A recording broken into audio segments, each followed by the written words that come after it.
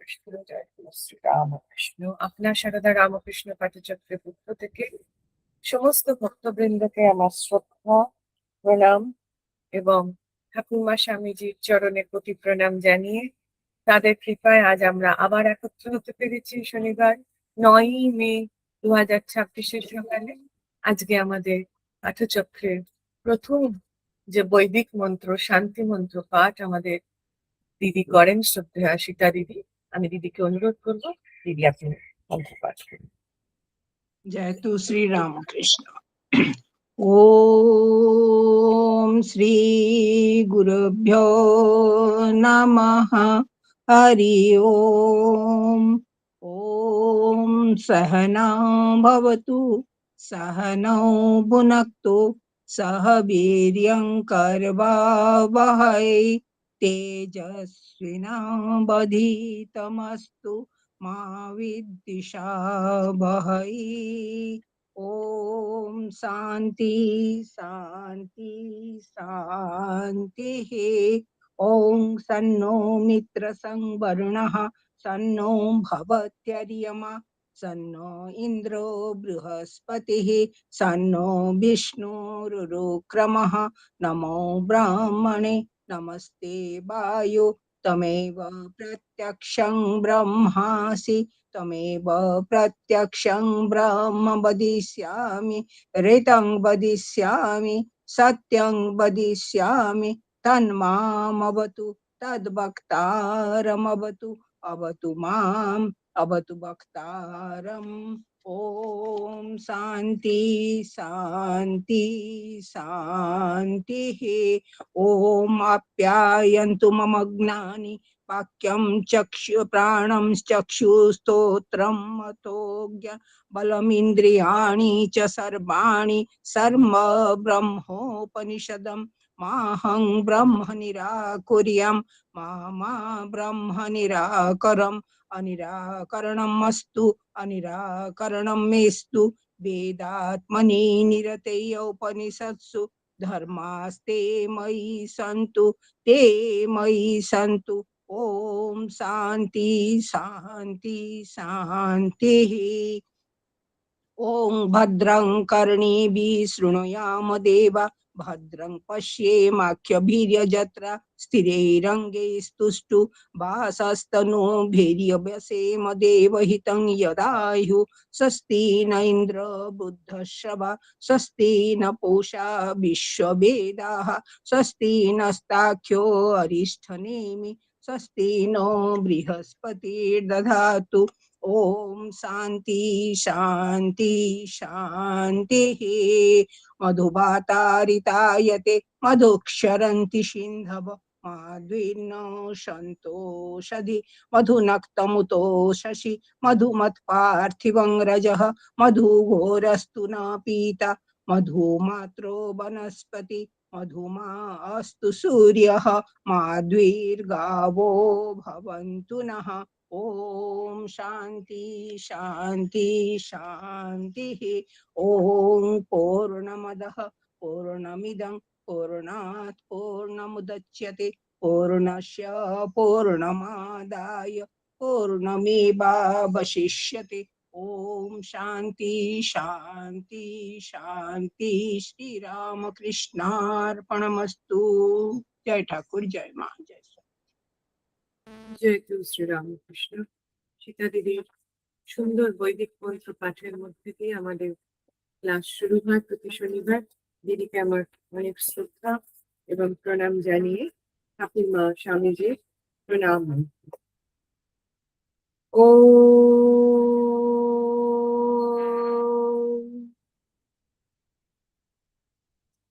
ओम स्थापकाय च धर्मस्य सर्वधर्मस्वरूपिणे अवतार वरिष्ठाय रामकृष्णाय ते नमः। ओम नमः श्री भगवते रामकृष्णाय नमो नमः। ओम नमः श्री भगवते रामकृष्णाय नमो नमः। ओम नमः श्री भगवते रामकृष्णाय नमो नमः। जननीं शारदां देवीं रामकृष्णं जगद्गुरुं पादपद्मे तयश्रुत्वा प्रणमामि मुहुर्मुहुः। ॐ नमः श्री ज्योतिराजाय विवेकानंद सूरये सच्चित् सुखस्वरूपाय शामिने तापहारिणे। जय শ্রী গুরু মহারাজ জি কি জয়। আমি পরবর্তী পাঠের জন্য মৌসুমীকে ভগবদ গীতা পাঠের জন্য অনুরোধ করব। জয় মা, শোনা যাচ্ছে? শোনেন। গত পাঠে আমরা ভগবানের কথা শুনেছিলাম, আমাদের অষ্টাদশ অধ্যায়ের পাঠ চলছে। গত পাঠে আমরা শুনেছিলাম যে ভগবান বলছেন যে এই যে গীতা পাঠ যিনি ভক্তি সহকারে ভক্তদের কাছে এই কুচ্ছ দর্শন ব্যাখ্যা করবেন, তিনি আমার কাছে আসবেন এবং তাতে কোনো সন্দেহ নেই। এবং তারপরে পরবর্তী শ্লোকে ইনি বলছেন যে যিনি এই পাঠ সেবা করেন তার মতো প্রিয়তর আর ভগবানের কাছে তার মতো প্রিয়তর আর কেউ হবেন না। আজ আমরা ভগবানের কথা ৭০ নম্বর শ্লোকটি আস্বাদন করব। এই ৭০ নম্বর শ্লোকটি অত্যন্ত তাৎপর্যপূর্ণ, মানে গীতার প্রত্যেকটি শ্লোকই তাৎপর্যপূর্ণ। সেই শ্লোকে ভগবান বলছেন যে এই যে পবিত্র গীতা শাস্ত্র পাঠ বা অধ্যয়নের মাহাত্ম্য এবং তার ফল এখানে এই শ্লোকের মাধ্যমে তিনি বর্ণনা দিচ্ছেন। শুরু করছি। वसुदेव सुतं देवं कंसचाणूरमर्दनं देवकी परमानन्दं कृष्णं वन्दे जगद्गुरुं। श्रीकृष्णं वन्दे जगद्गुरुं। श्रीमद्भगवद्गीता अष्टदशाध्यायः मोक्षसन्न्यासयोग। श्रीभगवानुवाच अध्यक्ष्यते च य इमं धर्मं संवादम् आवयोः ज्ञानयज्ञेन तेनाहम् इष्टस्यामीति मे मतिः। অর্থ হলো, ভগবান বলছেন যে যিনি আমাদের এই ধর্মসম্মত পবিত্র সংবাদ অধ্যয়ন করবেন, অর্থাৎ যিনি সামাজিক স্থিতি ও সমৃদ্ধজনক আমাদের এই দুজনার, অর্থাৎ ভগবান আর অর্জুনের যে দুজনার কথোপকথন অধ্যয়ন করবেন, তার সেই জ্ঞান যজ্ঞের দ্বারা আমি পূজিত হব। এই হলো আমার দৃঢ় অভিমত। শাস্ত্রীয় আলোচনা ও গভীর বিশ্লেষণ করলে দেখা যাবে যে ভগবান শ্রীকৃষ্ণ গীতা পাঠকে সরাসরি উপাসনার মর্যাদা দিয়েছেন এবং এর কয়েকটি বিশেষ দিক আছে। যেমন এটি হচ্ছে গীতা পাঠ একটি যজ্ঞ।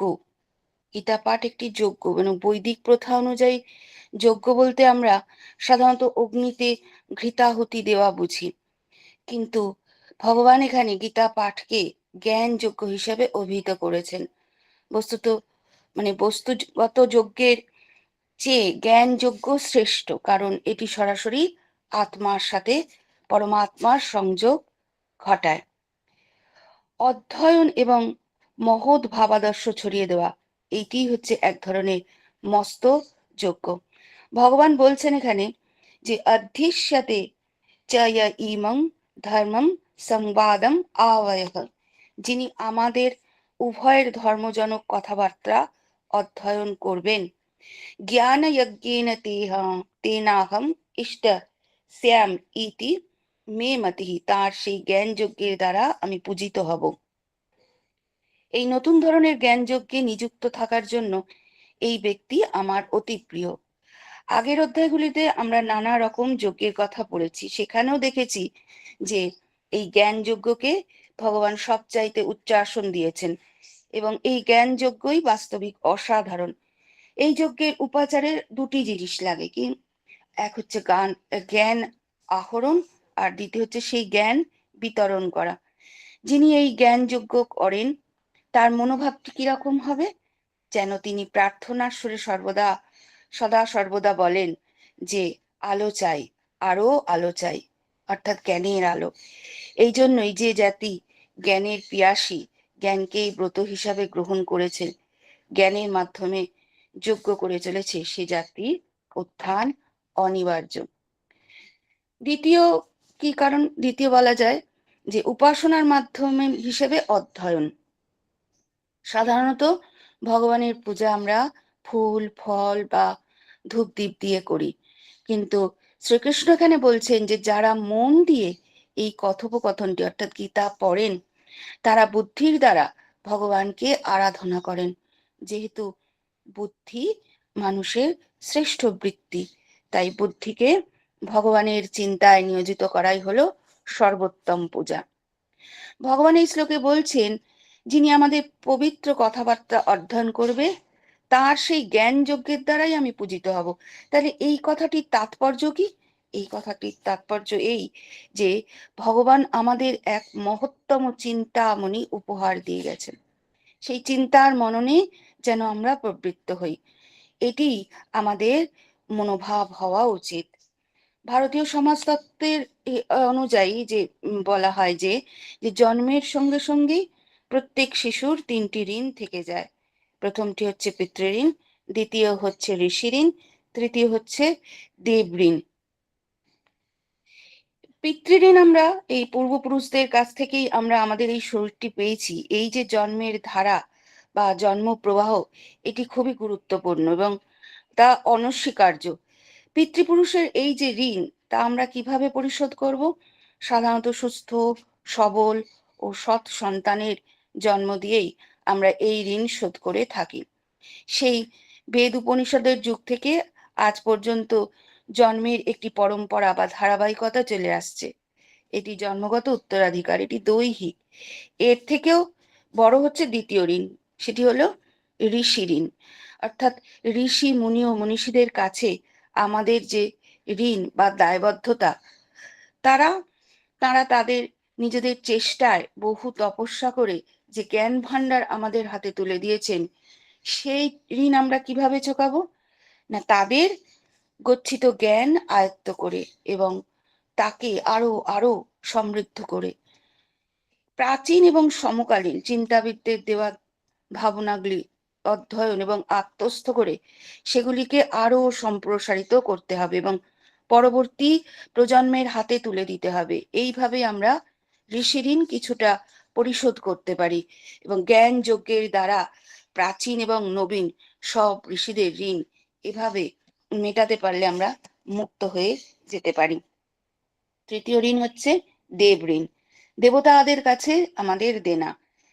কিছু বৈধি অনুষ্ঠানের মাধ্যমে এবং চারপাশের প্রকৃতিকে সমৃদ্ধ করে আমরা এই ঋণ মেটাতে পারি। সুস্থ পরিবেশ গড়ে তোলাও আমাদের একটি কর্তব্য। গাছপালা, জীবজন্তু, নদ নদী, জলধারা, এইগুলিকে আমাদের রক্ষা করতে হবে। দেব ঋণ বলতে কেবলমাত্র দেবতাদের কাছে যে ঋণ, সেটি নয়, তা আমরা আগে বুঝতাম, কিন্তু এখন দেবঋণ বলতে সেই ধারণাটিকে প্রসারিত করে প্রকৃতিকেও তার অন্তর্ভুক্ত করা হয়েছে। তাই প্রাকৃতিক পরিমণ্ডলকে রক্ষা করতে হবে। ভগবান তাই এখানে জ্ঞান যজ্ঞের কথা বলছেন, যে জ্ঞান যজ্ঞ অর্থাৎ গভীর চিন্তা সমূহের মনন। শ্রীকৃষ্ণ এখানে গীতায় অমূল্য সব উপদেশ ও চিন্তার মণিমাণিক্য দিয়েছেন। সেগুলি অধ্যয়ন করলে জ্ঞান যজ্ঞের মাধ্যমে তাকেই উপাসনা করা হলো, সেটিও পূজা। তাই গীতা অধ্যয়ন এবং সেই অনুযায়ী জীবনযাপন ঈশ্বরেরই আরাধনা। শ্রীকৃষ্ণ এখানে নিজেই বলেছেন যে যে আমার উপদেশের কথা মুখে বলবে অথচ তা পালন করবে না, তার ভার আমি নিই না। পরবর্তীতে কি জানা যায় যে ধর্মং সংবাদম বলছেন এই শ্লোকে। তো এই মানে হচ্ছে পবিত্র সংলাপ। গীতা কেবল একটি দর্শনের বই নয়, এটি কৃষ্ণ ও অর্জুনের মধ্যে এক ধর্মীয় সংলাপ। অর্জুন যখন মোহগ্রস্ত ছিলেন, তখন ভগবান তাকে সত্যের পথ দেখিয়েছিলেন, আর তাই এই সংবাদটি যে কেবল পাঠ করবে, সেও সেই সত্যের আলোকে আলোকিত হবে। অধ্যেষ্যতে চ ইমং ধর্মম সংবাদম, যিনি এই কথোপকথন বা যা ধর্মম অধ্যয়ন করেন, গীতার এই শিক্ষাকে ধর্মং বলা হচ্ছে কেন না? এই জন্য বলা হচ্ছে যে এই শিক্ষা সমাজকে সমৃদ্ধ করে, দৃঢ়ভাবে ধরে রাখে। যা সমাজের উৎকর্ষ সাধন করে তাই হলো ধর্ম, যা এই ধর্মের অনুকূল তাই ধর্মম। গীতার শিক্ষা ধর্মম। এই শিক্ষা থেকে সুস্থ সমাজ ব্যবস্থার উদ্ভব হতে পারে। শুধু ভারতবর্ষ নয়, গোটা বিশ্ব এমন এক জীবন দর্শন অন্বেষণ করছে যা সর্বজনীন এবং যা সব মানুষকে পরিপূর্ণতা লাভের দিকে এগিয়ে দিতে পারে। এদিক থেকে বিচার করলে গীতার জুড়ি নেই। গীতার অভীষ্ট সামগ্রিক মানব কল্যাণ, এর মধ্যে কোনো খণ্ড ভাব নেই, সংকীর্ণতা নেই। তাই এই কারণেই গোটা বিশ্বের মানুষকে গীতা আজ এত আকৃষ্ট করছে।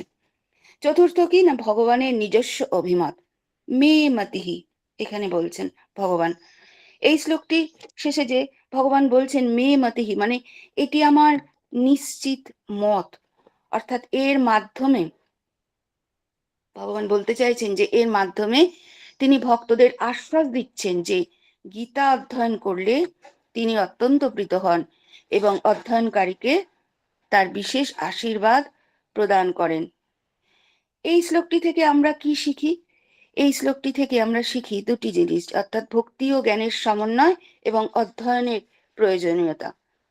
কেবলমাত্র ভক্তি জ্ঞানের সমন্বয় কি না, কেবলমাত্র আবেগ দিয়ে নয়, বিচার বুদ্ধি দিয়ে ভগবানকে বোঝার চেষ্টা করা হচ্ছে ভক্তির একটি রূপ।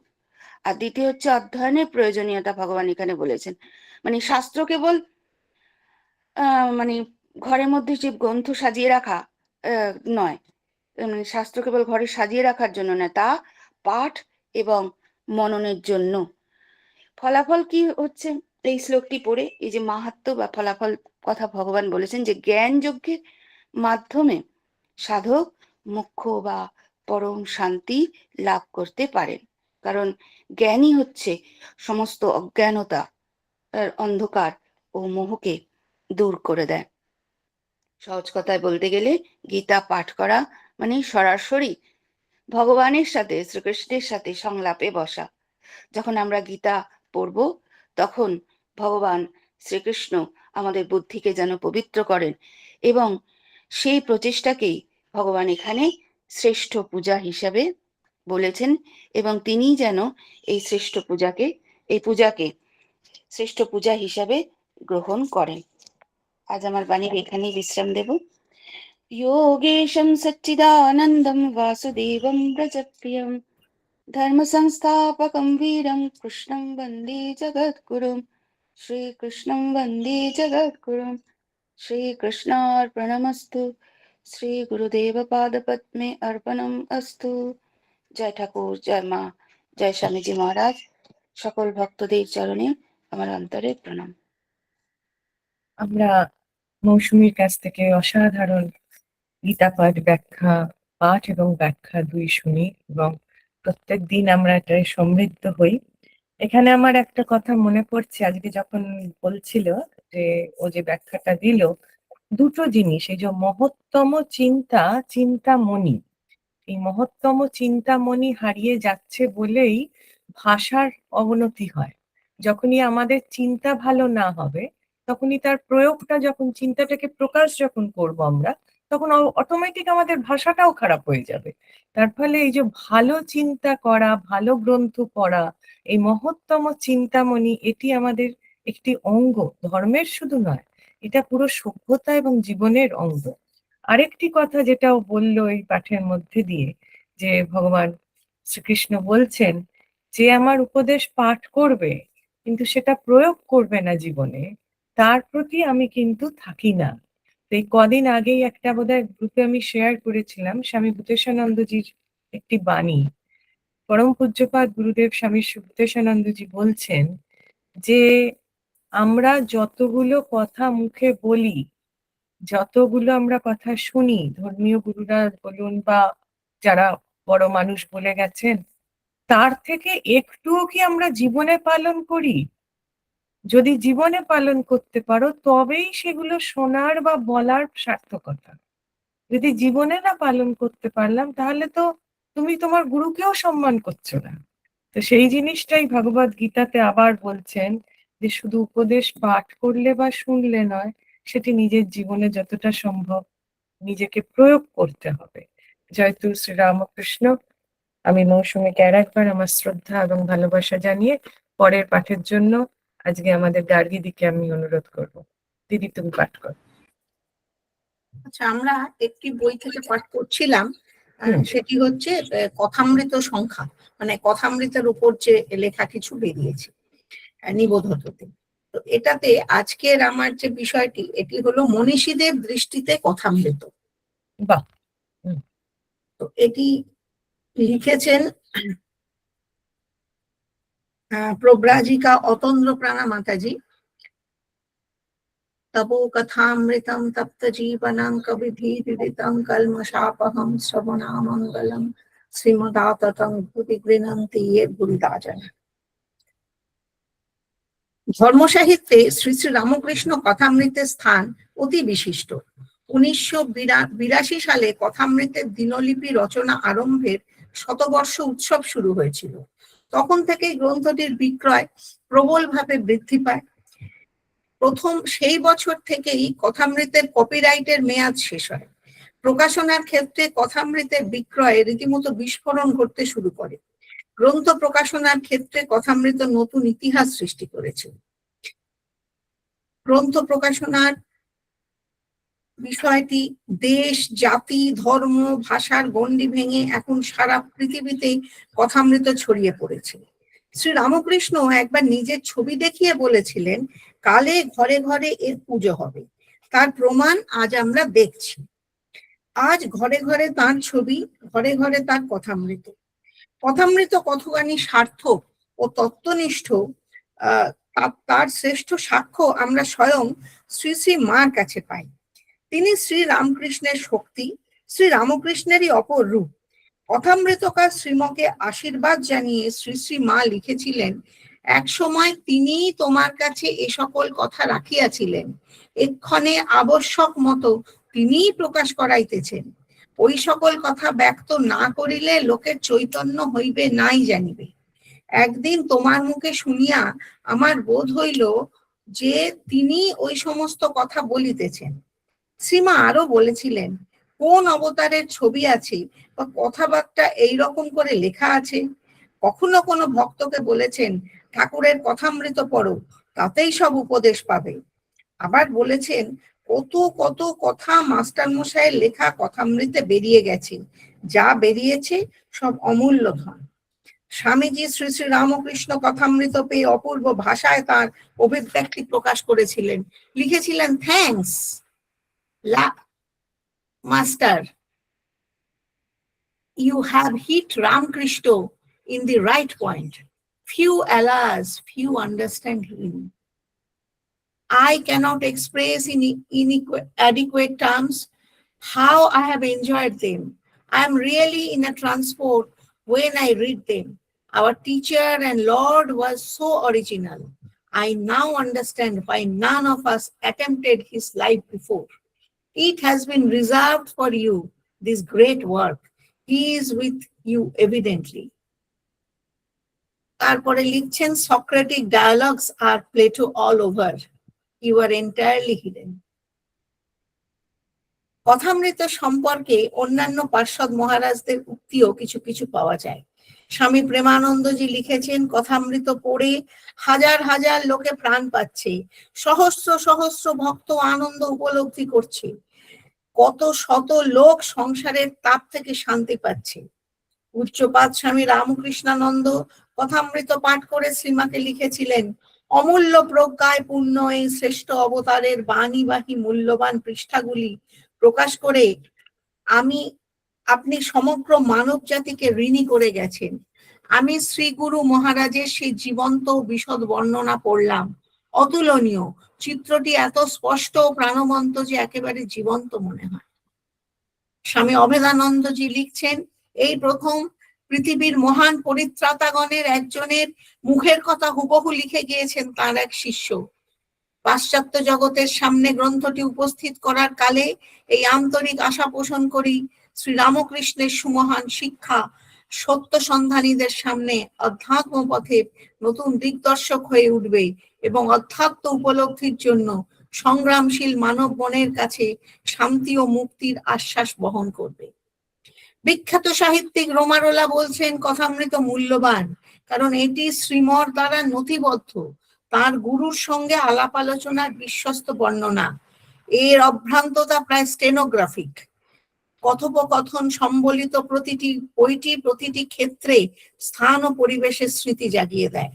মনীষী আল্ডাস হাক্সলে বলছেন, সন্ত জীবনী সাহিত্যে আমি কখনো দেখিনি যে একজন সাধুর দৈনন্দিন জীবনযাপনের এত সূক্ষ্ম বিবরণ রেকর্ড করা হয়েছে, যা আমাদের মহা সম্পদ।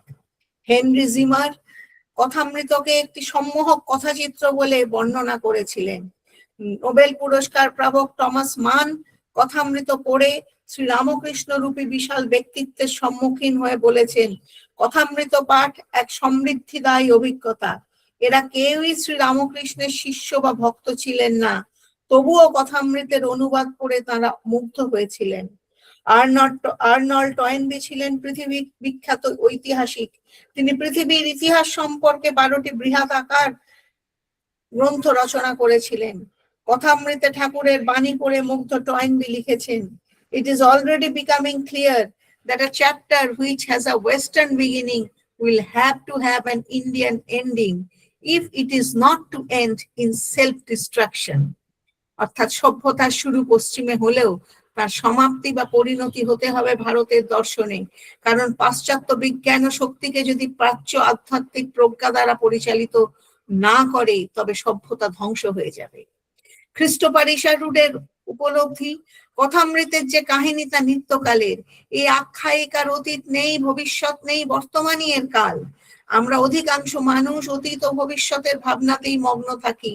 হয় যা ঘটে গেছে তার জন্য দুঃখ বোধ করি, নয়তো আগামী দিনের প্রত্যাশা নিয়ে শুভ স্বপ্ন দেখি। শ্রীমতার কথামৃতে এমন এক সত্তার কথা বলেছেন, যিনি নিত্যভাবে বর্তমানের মধ্যে বিরাজ করছেন। বাস্তবিক ঈশ্বরের অস্তিত্বে অতীত বা ভবিষ্যৎ থাকে না। তিনি ছিলেন বা থাকবেন তা নয়, তিনি সর্বক্ষণ আছেন। রামকৃষ্ণের সান্নিধ্য পাবার অর্থ সেই বর্তমানের মধ্যে থাকা। এক জার্মান ইংরেজিতে কথামৃত পড়ে তৃপ্ত হননি, বাংলা শিখে কথামৃত পড়েছেন। তিনি বলেছেন, এটি অবতারের মুখের কথা, বদলালে চলবে না। প্রখ্যাত সাহিত্যিক ও ঐতিহাসিক নিমাই সাধন বসু বলেছেন, দেশে বিদেশে আজ পর্যন্ত যত জীবনী সাহিত্য রচিত হয়েছে তার অন্যতম শ্রেষ্ঠ হলো কথামৃত। রামকৃষ্ণের শিক্ষা ও উপদেশ, অনিন্দ্য সুন্দর মুক্তার মতো গল্পগুলি শ্রান্ত, ক্লান্ত, বিভ্রান্ত মানুষকে সান্ত্বনা দিয়েছিল ও প্রকৃত সত্যের পথ নির্দেশ করেছিল। তার মনের কাছে ভক্তির কালি মাখানো ছিল বলেই রামকৃষ্ণের দিব্য জীবন ও বাণী এভাবে ফুটে উঠেছিল। বোধহয় প্রথম দিনেই আপনারটা মিউট করুন। কারোর একটা খোলা আছে। হ্যাঁ, রতনদারটা আমি ওইটাই বন্ধ করতে পারছি না। রতনদা আপনারটা মিউট করুন। ও সরি আমি খেয়াল করিনি। অন্তর্নিহিত বিশেষ প্রতিভা শ্রী রামকৃষ্ণের চোখে ধরা পড়েছিল। তাই সস্নেহে তিনি কোথায় থাকেন, কি করেন জিজ্ঞাসা করে বলেছিলেন, আবার এসো। স্বামী আত্মস্থানন্দজি মহারাজ মন্তব্য করেছেন, শ্রীমদ্ ভাগবতে সুখদেব যার কথা বলেছেন, কৃষ্ণস্তু ভগবান স্বয়ং, মাস্টার মশাই বুঝেছিলেন শ্রীরামকৃষ্ণস্তু ভগবান স্বয়ং। সেই জন্য কথামৃতের প্রথমেই তিনি ভাগবতের তব কথামৃতং তপ্ত জীবনং কবিভির্বৃতং কল্মষাপহম শ্রবণ মঙ্গলং শ্রীমদাততম খুবই গৃণান্তি এ ভুরিদা জানাহা, এই শ্লোকটি দিয়েছিলেন। কথামৃত মানুষকে কোনো ঐশ্বর্য, কোনো আড়ম্বর না দিয়ে প্রতি পংক্তিতে একটানা ভগবানের কথা বলে গেছে। তাই অতুলনীয় এই ধর্মগ্রন্থ, এই নূতন ব্রহ্মসূত্র, নূতন ভাগবত, নূতন অমৃত গঙ্গা কত সহজ করে বলা যে একটু পড়তে পারে সেই বুঝতে পারবে। নবীন ভাস্কর যতদিন দক্ষিণেশ্বর মন্দিরের মা কালীর প্রতিমা গড়েছিলেন, ততদিন দিনান্তে একবার হবিষ্যান্ন আহার করতেন, কায় মনোবাক্যে সংযত থাকতেন। তাই প্রতিমা এত জীবন্ত হয়েছিল। স্বয়ং অবতারের নরলীলায় দেবী জাগ্রতা হয়েছিলেন। কথামৃত কারও আহার নিদ্রা বিসর্জন দিয়ে শ্রী রামকৃষ্ণের বাণীর উপর দিনের পর দিন ধ্যান করে তবে এই কথামৃত রচনা করেছেন। তাই গ্রন্থটির প্রভাব এত সুদূর প্রসারী, এত সুফল প্রদ হয়েছে। দেশ বিদেশের অন্য ভাষাগুলিতে কথামৃতের নাম গসপেল অফ শ্রী রামকৃষ্ণ, আর ভারতের প্রতিটি ভাষাতেও এর অনুবাদ হয়েছে। ভারতের ভাষাগুলিতে বচন বেদ বা বচনামৃত বলা হয়, কেননা তার কথা বেদ উপনিষদের তুল্য। কেননা তার কথা বেদ উপনিষদ তুল্য। বেদ নিত্য নবীন জ্ঞান রাশির আকর। বেদ সর্বকালীন সার্বভৌমিক, আগেও ছিল, এখনো আছে, ভবিষ্যতেও থাকবে। চতুর্বেদের অন্তর্নিহিত চরম সত্য এই কথামৃতে পুনরাবিষ্কৃত হয়েছে। কবি, মেধাবী, ভক্ত সকলেই কথামৃত তীর্থে পুণ্য স্নান করতে আসেন, কেউ খালি হাতে ফিরে যান না। সত্যই সব রকম আকাঙ্ক্ষা, লোভ, হিংসা, অজ্ঞান থেকে যে বিষ উদ্ভূত হয়েছে তাকে নষ্ট করতে পারে শ্রী রামকৃষ্ণের ভাবামৃত। কথামৃত ভগবানের ভাব রূপ, অমৃত বাণী স্বরূপ। এতদিন ধরে হাজার হাজার মানুষকে কথামৃত আশ্রয় দিয়ে এসেছে। যতদিন মানব সভ্যতা থাকবে ততদিনই তা মানুষকে পরমার্থিক আশ্রয় দান করবেন। ওং নিরঞ্জনং নিত্যং অনন্ত রূপং ভক্তানুকম্পাধৃত বিগ্রহং বৈ ঈশাবতারং পরমেশমিত্যং তং রামকৃষ্ণং শিবশা। অপূর্ব অপূর্ব ব্যাখ্যা এবং অপূর্ব কথামৃতর মতন গ্রন্থ নেই। আমি তো সেটা সব সময় যারা কথামৃত পড়েন তারা বুঝতে পারেন, অনুভব করতে পারেন। কিন্তু আমি আমার খুব আনন্দ হচ্ছিল তুমি যে নামগুলো বললে, যে যারা কথামৃত সম্বন্ধে বলেছেন, সেখানে মাতাজি যে লিখেছেন, তার মধ্যে তুমি একটি নাম বলেছো, হেনরি জিমার। হেনরি জিমার হচ্ছেন এক বিখ্যাত প্রত্নতত্ত্ববিদ, ঐতিহাসিক। আমার খুব ভালো লাগলো যে তারা এই গ্রন্থ পড়েছেন এবং এই সম্বন্ধে জানিয়েছেন। আর আর্নল্ড টয়েনবির কথা যে বলছিলে, আর্নল্ড টয়েনবি সঙ্গে সঙ্গে আমেরিকান হিস্টোরিয়ান এনারাও বলে গেছিলেন আর একজন, যে যেদিন ভারতের থেকে মুখ ফিরিয়ে নেবে সভ্যতা, সেদিন পতন অনিবার্য। তো সেই কথাটার প্রতিধ্বনি শুনলাম আমরা। কথামৃতের অসম্ভব গুণাবলী আমরা এতক্ষণ গার্গীদির কাছ থেকে শুনলাম। আমার অনেক অনেক শ্রদ্ধা এবং ভালোবাসা নিও তুমি। আমি পরবর্তী পাঠের জন্য মধুমিতাদিকে অনুরোধ করব। আজ সত্যি একটি অতি পবিত্র দিন, 25শে বৈশাখ। অনিতা আমাদের প্রথমেই বলেছে, তাই প্রথমে বিশ্বকবির শ্রীচরণে আমার আন্তরিক শ্রদ্ধা ও প্রণাম নিবেদন করছি। আগামীকাল আবার ক্যালেন্ডার অনুযায়ী মাতৃদিবস, তাই আজ এই মাতৃদিবসের প্রাক্কালে সেই বিশ্বজননীর কথা আমরা তো পড়বই। জগৎগুরু শ্রীরামকৃষ্ণ জগৎবাসীকে একজন মা দিয়েছিলেন। কালজয়ী সাহিত্যিক শ্রী সঞ্জীব চট্টোপাধ্যায় তার ঠাকুরমা সমগ্র বইটিতে সেই কথাই অতি সুন্দরভাবে বলছেন। সন্তানের যত আবদার মায়ের কাছে, পিতার কাছে যা চলে না মায়ের কাছে চলে। মায়ের ওপর রাগ করা যায়, অভিমান করা যায়, অন্যায় আবদার করা যায়। রোগ শয্যায় শিয়রে সারা রাত জেগে থাকবেন মা। পিতা উদ্বিগ্ন হবেন, ডাক্তারের কাছে দৌড়বেন, সেবা করবেন মা। যার মা নেই তার কেউ নেই। পিতার শাসন, মাতার স্নেহ যেন সন্দেশের পাক। সন্তানকে চলিত কথায় বলে ছানা, সেই ছানা পিতার শাসনের আঁচে, মাতার স্নেহ শর্করা আর অভিজ্ঞ পাকে পরিণত হবে চরিত্রবান, আদর্শবান সাধু মানুষে। ঠাকুর জানতেন, তাই অন্য অবতারেরা যা করেননি তিনি তাই করেছিলেন, আমাদের জন্য মা তৈরি করেছিলেন। সন্ন্যাস ধর্মের সার কথা কি? সর্বস্ব ত্যাগ। পিতা মাতা সংসার সব ত্যাগ করে মোক্ষের সন্ধানে বেরিয়ে যাও। যদি পাও পেলে, যদি না পাও পরের বার এসে আবার চেষ্টা করো। ঠাকুর সব পাল্টে দিলেন। পৃথিবীর মানুষ, দুঃখ সুখ এসব ছেড়ে যদি চলেই যাবে, তাহলে এলে কেন পৃথিবীতে? দক্ষিণেশ্বরে বসেই কথা হচ্ছে। গিরীন্দ্রনাথ মিত্র ও আরো অনেকে রয়েছেন। গিরীন্দ্র প্রশ্ন করছেন, বাপ মা যদি কোনো অপরাধ করে থাকেন, কোনো পাপ করে থাকেন, ঠাকুর বললেন তা হোক, মা দ্বিচারিণী হলেও ত্যাগ করবে না। মা বাপ কি কম জিনিস গা? তারা প্রসন্ন না হলে ধর্ম টর্ম কিছুই হয় না। চৈতন্যদেব তো প্রেমে উন্মত্ত, তবু সন্ন্যাসের আগে কতদিন ধরে মাকে বোঝান, বললেন মা আমি মাঝে মাঝে এসে তোমাকে দেখা দেব। সন্ন্যাসী সর্বস্ব ত্যাগ করে পাহাড়ে চলে যান। যারা সন্ন্যাসী তারা সংসারকে অস্বীকার করে অসংসারীর মতো বিচরণ করেন। ঠাকুর সর্বস্বের সর্বস্ব পূর্ণকে দিয়ে দিলেন জগৎ কারণে। নিয়ে এলেন স্ত্রী সহধর্মিণী, তাকে বললেন জগন্মাতা। মানব মন্দিরে তাকে প্রতিষ্ঠিত করলেন। এই নাও তোমার একটি মা। সহধর্মিণী শারদাকে অভ্রের কুচির মতো ছড়িয়ে দিলেন মানুষের সংসারে। যাও মা হয়ে চিকচিক করো জীবনে জীবনে। আমরা মা সরস্বতীর চরণে অভ্র পুষ্প নিবেদন করি। শারদা সরস্বতী ওম বাণী পূর্ণ নিশা করজ্জলমুখী কর্পূর কুন্দ প্রভাম।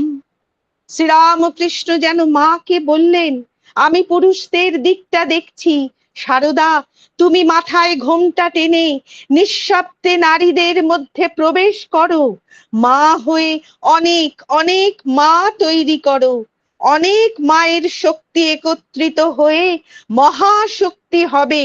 মহা দুর্গা, মহা সরস্বতী, মহাকালী। শারদা তুমি মা হয়ে ঢুকে পড়ো পরিবারে পরিবারে। উঁচু দিকে যাও, নিচু দিকে যাও। তর তাজা সত্যনিষ্ঠ ত্যাগী যুবক চাই যে নরেন্দ্রনাথের স্বপ্নের ভারত তৈরির কাজে লাগবে। পাথরের মা থেকে চিন্ময়ীকে প্রকাশ করে দুঃখ সুখের মা, ধনী নির্ধনের মা, পাপী পুণ্যবানের মাটিকে রেখে গেলাম। তিনি মানুষের ভাষায় কথা বলবেন, মানুষের সংসারে বাতাস নেবেন। দারিদ্রকে অঙ্গভূষণ করে দারিদ্র্যের মর্যাদা বাড়াবেন। হিন্দু মুসলমান খ্রিস্টান সবাই তার সন্তান। ব্রাত্য অব্রাত্যে ভেদ থাকবে না। শাস্ত্রের মন্দিরে পুরোহিতের শাসন মুক্ত। পথের মা, ঘরের মা, জ্ঞানীর মা, মূর্খের মা, বালকের মা, প্রবীণের মা, পাগলের মা, সুস্থের মা, কীট পতঙ্গের মা। মায়ের কাছে যত আবদার, ও মা দাও না মা ঠাকুরের দরজাটা খুলে। আমি তোমার আঁচড়ের আড়াল থেকে সেই মৈনাককে দেখি। কিছু বলেন তো শুনবো, কিছু দেন তো নেব। না হয় তোমারই পায়ে পায়ে ফিরে আসবো, তোমারই ঘর কন্যায়। একদিন যোগেন মা ঠাকুরের ঘরে বসে আছেন, ঠাকুরের কথা শুনছেন। এমন সময় নরেন্দ্রনাথ ঘরে প্রবেশ করলেন। সিমলা থেকে হেঁটে এসেছেন, মুখ টকটকে লাল। নরেন্দ্রনাথ বললেন জল খাবো। গোলাপ মা সঙ্গে সঙ্গে এক গ্লাস জল গড়িয়ে দিলেন, আর ঠাকুর খুঁজে পেতে ছোট্ট এক টুকরো মিছরি দিলেন। নরেন্দ্রনাথের খিদে পেয়েছিল। তিনি হাসতে হাসতে বললেন, আপনি দিলেন এইটুকু মিছরি, মা হলে দিতেন এক ডেলা। ঠাকুর তখন যোগেন মাকে বললেন, এখানকার কথা কিছু না বলে নহবতে গিয়ে বলো নরেনের জন্য মিছরি চাই, দেখি কত দেয়। যোগেন মা বড় এক ডালা মিছরি নিয়ে হাসি মুখে ফিরে এলেন। নরেন্দ্রনাথ সেই মিছরি দিয়ে জল পান করলেন। ঠাকুর হেসে বললেন, এবার থেকে নহবতে গিয়েই মিছরি চেয়েও, খিদে পেলে নহবতে গিয়েই মা মা করো। এই বিষণ্ণ বিপর্যস্ত জীবনে, এই ক্লান্ত অবসন্ন অপরাহ্নে আমরাও মাকে বলি, মা মিছরি দাও। অন্তরিক্ষে সেই আশার বাণীর ঝংকার আমার সকল সন্তানদের জানিয়ে দাও, যারা এসেছে, যারা আসেনি, আর যারা আসবে। আমার ভালোবাসা, আমার আশীর্বাদ সকলের ওপর আছে। জয় মা, জয় মা। জয় মা, জয় মা। অসাধারণ একটি পাঠ আজকের এই অসাধারণ একটা দিনে আমরা আজকে যে মায়ের আশীর্বাদ শুনলাম মধুমিতাদির মধ্যে দিয়ে, সেই মা ছাড়া আর কে আছেন? হাজার হাজার লক্ষ লক্ষ নরনারী মা বলেই তো কাঁদে। আর এই যে কি সুন্দর সঞ্জীব বাবুর লেখা, কি সুন্দর শব্দ চয়ন, যে মানে এই শব্দ চয়নের মধ্যে দিয়ে যে শক্তি, যে কি অপূর্ব যে উদাহরণ। অভ্রের কুচির মতন মাকে ছড়িয়ে দিলেন। ভাবুন তো, অভ্রের কুচি মানে কি চমৎকার ভাবে যেন ঠাকুরের ভেতরের যে অন্তর আত্মার যে প্রয়াস ছিল। এক সেকেন্ড। শব্দ ব্রহ্ম, যেন শব্দ ব্রহ্ম। সেই শব্দ ব্রহ্ম, শব্দের যে শক্তি, সেই শব্দের শক্তি দিয়েই তো সবকিছু। আজকে তো মুখের বলাতেই সবকিছু। এবং মায়ের আশীর্বাদে মধুমিতাদির কাছে মা আশীর্বাদ দিয়েছেন যে মাকে এইভাবে প্রকাশ করা, সেটা একটি বড় জিনিস। আমাদের অনেক অনেক শ্রদ্ধা। এবং যে প্রার্থনা মধুমিতাদি মায়ের যে প্রার্থনা শোনালেন, মার যে আশীর্বাদ শোনালেন, তাই যেন আমাদের পাথেও হয়, যুগে যুগে হয়। আমরাও চলে যাব একদিন, কিন্তু ভবিষ্যতে যারা আসবে তাদের জন্য যেন হয়। এই প্রার্থনা জানিয়ে মায়ের শ্রীচরণে শতকোটি প্রণাম জানাই। আমরা পরবর্তী পাঠের জন্য অনুরোধ করব রঞ্জনাদিকে। রঞ্জনাদির পাঠ শুরু হওয়ার আগে আমি আর একবার আপনাদের সবাইকে বলি যে আমরা আজকে বিশেষ দিন 25শে বৈশাখ, রঞ্জনাদির পাঠের পর আমি কবিগুরু রবীন্দ্রনাথ ঠাকুরের উপর একটি পাঠ এবং একটি প্রেজেন্টেশন আপনাদের সবার সাথে ভাগ করে নেব। রঞ্জনাদি, তুমি এখন পাঠ করো।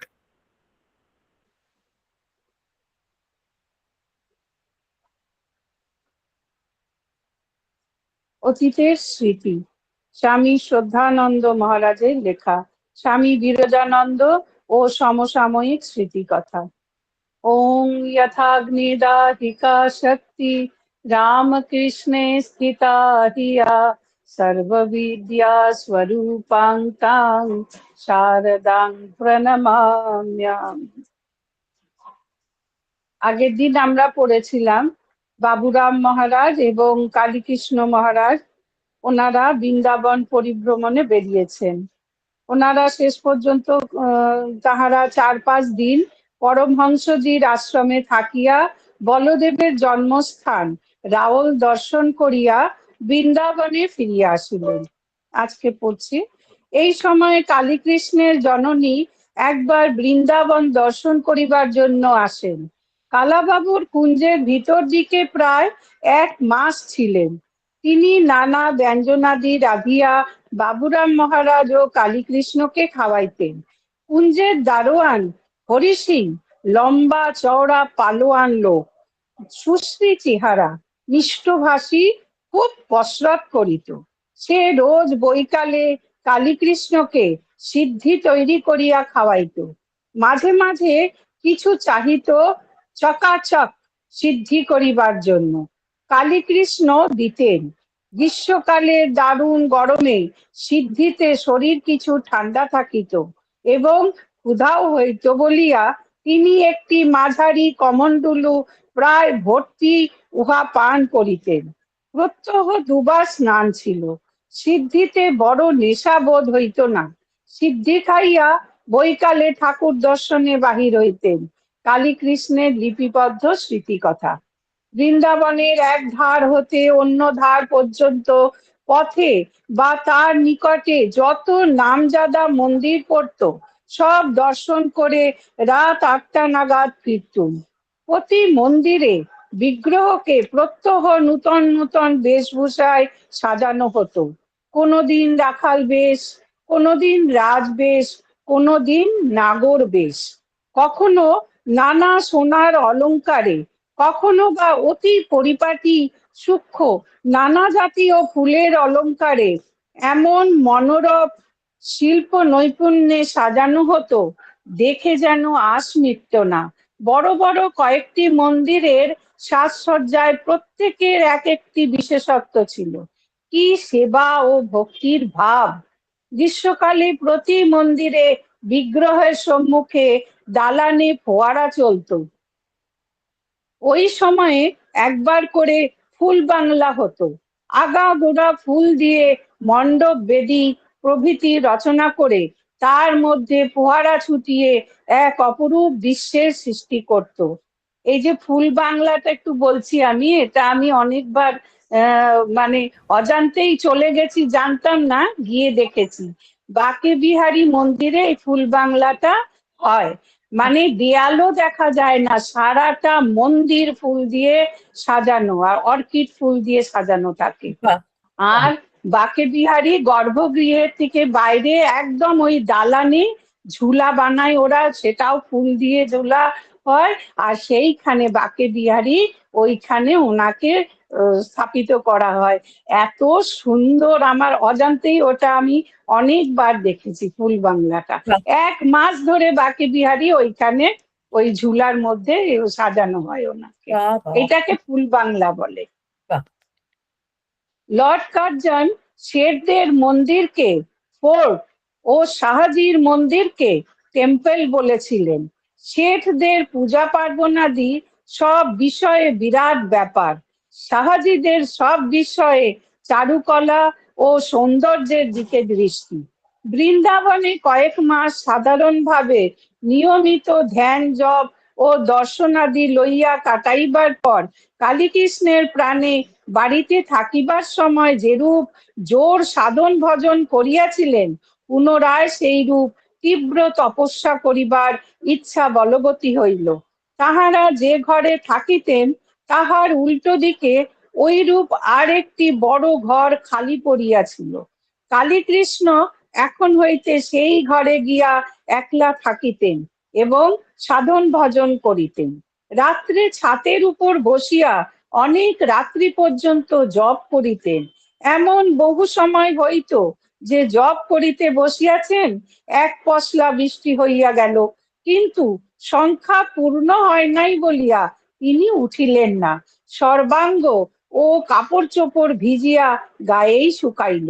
এইরূপ 2-3 মাস প্রবল সাধন ভজন করিবার ফলে তিনি মনে খুব জোর এবং আনন্দ বোধ করিতে লাগিলেন, কিন্তু শরীর দুর্বল হইয়া পড়িল, বুক ধড়ফড় করিত।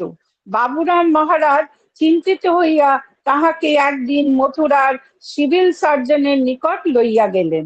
সিভিল সার্জন পরীক্ষা করিয়া বলিলেন, হার্ট একটু দুর্বল হইয়াছে, বিশ্রাম এবং পুষ্টিকর খাদ্যের ব্যবস্থা দিলেন। কালীকৃষ্ণ খাঁটি দুধ 1 সের করিয়া খাইতে লাগিলেন এবং জপ ধ্যান কমাইয়া দিলেন, কিন্তু তাহাতেও আশানুরূপ উপকার হইল না। সেই সময় স্বামী বিজ্ঞানানন্দজি মহারাজ মঠে যোগদান করেন নাই। তখনও তিনি তাহার বাড়ির হরিপ্রসন্ন চট্টোপাধ্যায়ের নামেই পরিচিত এবং উত্তরপ্রদেশের ইটাওয়া শহরে ডিস্ট্রিক্ট ইঞ্জিনিয়ারের কর্মে নিযুক্ত। বাবুরাম মহারাজ ঠিক করিলেন কালীকৃষ্ণকে লইয়া তাহার নিকট যাইবেন। বায়ু পরিবর্তন হইবে, পথ্যাদিরও সুব্যবস্থা হইবে। তাহাকে চিঠি লিখিয়া সব বন্দোবস্ত করা হইল। হরিপ্রসন্ন মহারাজকে কালীকৃষ্ণ পূর্বে কখনো দেখেন নাই। এই প্রথম সাক্ষাৎ। পিডব্লিউডির একটি বড় বাংলোতে তিনি একাই থাকিতেন। উভয়কে সমাদরে অভ্যর্থনা করিলেন। বামুন চাকর ছিল, তাহারাই গৃহস্থালির সব দেখাশোনা করিত। হরিপ্রসন্ন মহারাজ বড় একটা মাথা ঘামাইতেন না। তিনি স্থানীয় সিভিল সার্জনের দ্বারা কালীকৃষ্ণকে ভালো করিয়া পরীক্ষা করাইলেন। ডাক্তার বলিলেন, ও কিছু না, ভালো খাওয়া দাওয়া, বিশ্রাম, পরিমিত ভ্রমণ এবং রাইডিং মানে ঘোড়ায় চড়া কিছুকাল করলেই ভালো হয়ে যাবে। শুনিয়া কালীকৃষ্ণ আশ্বস্ত হইলেন এবং চিকিৎসকের পরামর্শানুযায়ী চলিতে লাগিলেন। হরিপ্রসন্ন মহারাজের টমটম ছিল। টমটমের ঘোড়ায় চড়িয়া কালীকৃষ্ণ প্রত্যেক দিন সকালবেলায় কিয়ৎক্ষণ শহর বেড়াইয়া আসিতেন। এই তাহার প্রথম ঘোড়ায় চড়া। সহিস সঙ্গে থাকিত। মাছ, মাংস, দুধ, ঘি খুব খাইতে লাগিলেন। এইরূপ ব্যবস্থাদির ফলে শীঘ্রই সুস্থ হইয়া উঠিলেন। বৃন্দাবনে ফিরিয়া আসিয়াছেন। কিছুদিন পরে খবর আসিল, স্বামীজি ডিসেম্বর মাসে স্বদেশে প্রত্যাগমন করিতেছেন। কলম্বোয় নামিয়া দক্ষিণ দেশ হইয়া কলিকাতায় আসিবেন। বহুকাল স্বামীজিকে দেখেন নাই। তিনি পাশ্চাত্য বিজয় করিয়া আসিতেছেন, আবার তাহার সহিত থাকিবার সৌভাগ্য হইবে। এইসব ভাবিয়া বাবুরাম মহারাজের মন আলমবাজার মঠে ফিরিবার জন্য উতলা হইল। এদিকে বৃন্দাবন ছাড়িয়া যাইতেও তাহার খুব কষ্ট হইতেছিল। অবশেষে নরেনের দর্শন ও সঙ্গলাভের ইচ্ছারই জয় হইল। তিনি চলিয়া আসাই স্থির করিলেন। ডিসেম্বরের 1896 সালের মাঝামাঝি দুইজনে কলিকাতা রওনা হইলেন। বর্ধমান স্টেশনের কাছে আসিয়া বাবুরাম মহারাজ কালীকৃষ্ণকে বলিলেন, চল কালীকৃষ্ণ, মাকে একবার দর্শন করে যাই। অনেক দিন পরে শ্রীশ্রীমার দর্শন করিবেন ভাবিয়া কালীকৃষ্ণ এই প্রস্তাবে খুবই উল্লসিত হইলেন। উভয়ে বর্ধমানে নামিয়া গরুর গাড়িতে কামারপুকুর আসিলেন এবং একদিন পরে জয়রামবাটি পৌঁছিলেন। তাহাদিগকে দেখিয়া শ্রী শ্রী মায়ের খুব আনন্দ। তাহারা কয়েক সপ্তাহ জয়রামবাটিতে ছিলেন। ইহার মধ্যে বাবুরাম মহারাজ কালীকৃষ্ণকে সঙ্গে লইয়া মাঝে মাঝে শ্রী শ্রী ঠাকুরের জীবনের সহিত সংশ্লিষ্ট জায়গাগুলি দর্শন করিয়া আসিতেন। এই রূপে শিহর, শ্যামবাজার প্রভৃতি স্থান এবং হাজরা মহাশয়ের মরাগড়ে গ্রামেও যাওয়া হইয়াছিল। কোনো দিন কামারপুকুরে যাওয়া হইত। বাবুরাম মহারাজ ঠাকুরের সব লীলাস্থল ঘুরিয়া ঘুরিয়া দেখিতেন এবং ঠাকুরের সঙ্গী ও ভক্ত যাহারা ছিলেন তাহাদের দর্শন করিতেন, ঠাকুরের প্রসঙ্গ শুনিতেন। ফিরিবার সময় উভয়ে শ্রী শ্রী মায়ের জন্য তরি তরকারি, জিলিপি ও মিঠাই লইয়া আসিতেন। ভারী বোঝা তাহাদিগকে আনিতে দেখিয়া মা বাছাদের কত কষ্ট হয়েছে বলিয়া আক্ষেপ করিতেন। সকালে বাবুরাম মহারাজ ও কালীকৃষ্ণ শ্রী শ্রী মায়ের পূজার জন্য ফুল তুলিতে যাইতেন। বাবুরাম মহারাজ গাছে চড়িতে পারিতেন, কালীকৃষ্ণ পারিতেন না। 1.5 মাইল দূরে দেড়শা গ্রামের একটি পুষ্করিণীতে খুব পদ্ম ফুল ফোটে শুনিয়া একদিন ভোরে শ্রী শ্রী মায়ের অজ্ঞাতসারে তাহারা পদ্ম আনিতে সেখানে গেলেন। কালীকৃষ্ণ সাঁতার জানিতেন না বলিয়া জলে নামিতে ভয় পাইতেছিলেন। বাবুরাম মহারাজ তাহাকে জলের ধারে দাঁড় করাইয়া গামছা পরিয়া পুকুরে নামিলেন এবং পদ্ম তুলিয়া তুলিয়া তাহার হাতে দিতে লাগিলেন। কিন্তু কিছুক্ষণ পরেই তিনি ব্যস্ত সমস্ত হইয়া ডাঙায় লাফাইয়া উঠাতে কালীকৃষ্ণ সবয়ে দেখিলেন যে 20-30টা মোটা মোটা 3-4 ইঞ্চি লম্বা ঝোঁক বাবুরাম মহারাজের কোমর হইতে পায়ের আঙুল পর্যন্ত ছাকিয়া ধরিয়াছে। তাড়াতাড়ি উভয়ে যোগগুলি টানিয়া ছাড়াইতে লাগিলেন, কিন্তু ইহার মধ্যেই সব জায়গা দিয়া রক্তপাত হইতেছিল।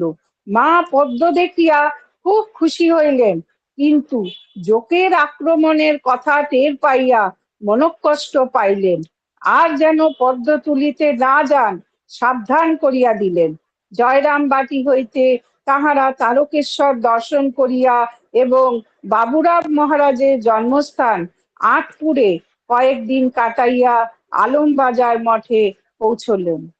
ওম নিরঞ্জনম নিত্যম অনন্ত রূপম ভক্তানুকম্পাধীত বিগ্রহং বৈ ঈশাবতারং পরমেশমিদ্যং তং রামকৃষ্ণং শিরসা নমামি।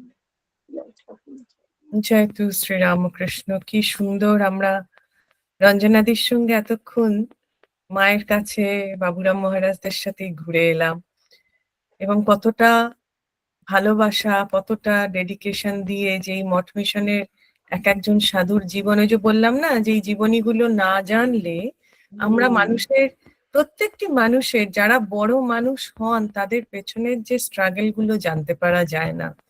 এই যে অপূর্ব একটি পাঠ আমরা শুনলাম রঞ্জনাদির কাছ থেকে, এবং আমাদের এই বিষয়গুলো নিয়ে খুব কম আলোচনা হয়। ওই জন্য রঞ্জনাদির সবসময় যে পাঠের অংশগ্রহণ থাকে সেটি হচ্ছে এমন এমন গ্রন্থ থেকে পাঠ হয় যেগুলো সম্বন্ধে প্রায় অনেকেই জানেন না, ভক্ত হওয়া সত্ত্বেও। আমরা তো আর সব বই পড়তে পারি না, সেই জন্য সেই জন্য বিশেষ ধন্যবাদ জানাই রঞ্জনাদিকে, অনেক শ্রদ্ধা জানাই। আজকে আমি প্রথমেই বলেছিলাম যে আজকে একটি বিশেষ দিন, এবং সেই বিশেষ দিনে এখানে থাইল্যান্ডে ICCR এ আমাকে একটি বিশেষ কথা বলার জন্য ওনারা ডেকেছেন।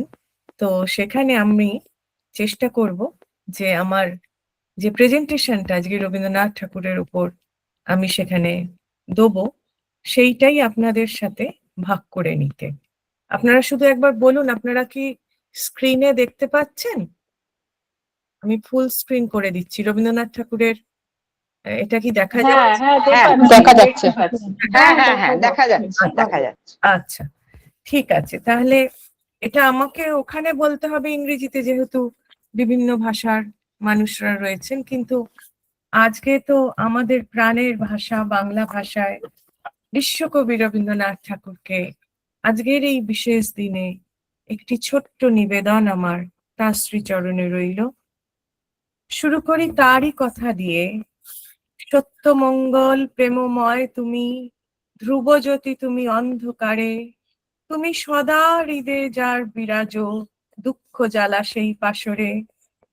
তোমার জ্ঞানে তোমার ধ্যানে তব নামে কত মাধুরী, যেই ভক্ত সেই জানে প্রভু, তুমি জানাও যারে সেই জানে।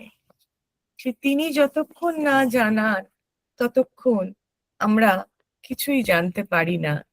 আজকে আমরা এই রবীন্দ্রনাথ ঠাকুর আমাকে এমবাসি থেকে অনুরোধ করেছিল যে দক্ষিণ পূর্ব এশিয়াতে রবীন্দ্রনাথ ঠাকুর যখন এসেছিলেন সেই বিষয়ে কিছু আলোচনা করতে।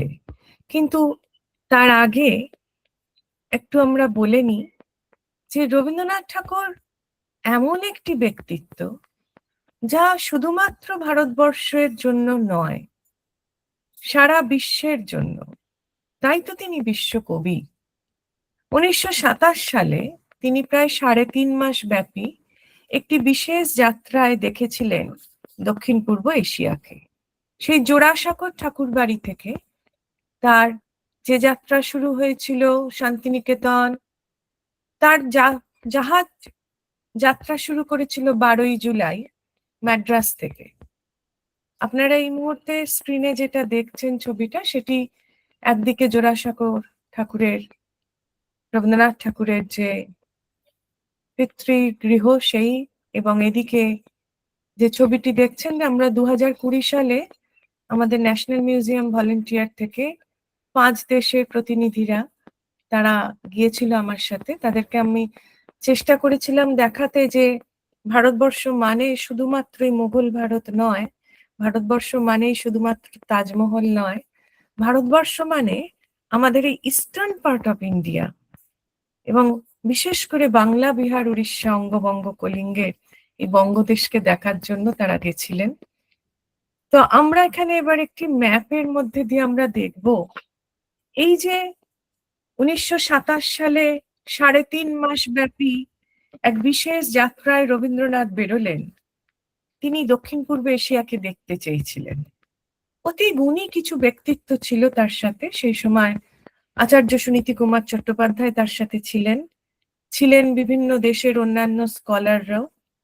এবং ভারত থেকে এই যে শ্যামদেশের তার যাওয়া, সেখানে 5টি দেশে মোটামুটি ভাবে তিনি গেছিলেন। সেটি হচ্ছে Indonesia, Singapore, Malaysia, Indonesia, Thailand এবং তার 2 বছর পর গেছিলেন ভিয়েতনাম। বার্মা তো রয়েছে, মায়ানমার। তো এই যে দেশগুলোতে তিনি গেলেন, তিনি সেগুলোতে কেন গেলেন? তার 2টি উদ্দেশ্য ছিল। একটি উদ্দেশ্য ছিল যে শান্তিনিকেতনে বিশ্বকর্মে ভারতীয় কর্মকাণ্ড কিভাবে চলছে, কিভাবে তা আরো গ্রহণযোগ্য হতে পারে, তার যে কনসেপ্টটা, যে কিভাবে শিক্ষার মধ্যে দিয়ে তুমি পৃথিবীকে জানতে পারো, সেটি আরো কিভাবে বিশ্ববাসীর কাছে গ্রহণযোগ্য হবে, এবং তার জন্য কিছু ফান্ডও তো চাই। সেই জন্য আর একটা কারণ ছিল, সেটি যদি প্রচ্ছন্ন কারণ হয়, প্রকট কারণ যদি আমরা ধরি, তার অবশ্যই সেটার আরেকটি ছিল যে ভারতবর্ষের এই নিকটবর্তী দেশগুলি, যেগুলো একটা সময় বৃহত্তর ভারত বলে পরিচিত ছিল, সেই দেশগুলোকে দেখা, তাদের সৃষ্টি, তাদের শিল্পকলা, তাদের ইতিহাসকে জানা। রবীন্দ্রনাথ প্রাচীন ভারতকে জানতেন। রবীন্দ্রনাথ জানতেন এইখানে আমার সাথে মহামান্য আর্নল্ড টয়েনবির ওই কথাটার সাথে একটু মতভেদ আছে, যে সভ্যতা পাশ্চাত্য থেকে শুরু হয়েছিল, না, পাশ্চাত্য থেকে নয়, প্রাচ্যতেই সভ্যতা শুরু হয়েছিল। এবং সেই প্রাচ্যের প্রাচীন সভ্যতার ইতিকথাকে রবীন্দ্রনাথ খুব ভালোভাবে জানতেন, ভারতের ভূমিকাকে তিনি জানতেন, চীন দেশের প্রাচীন সিভিলাইজেশনকে।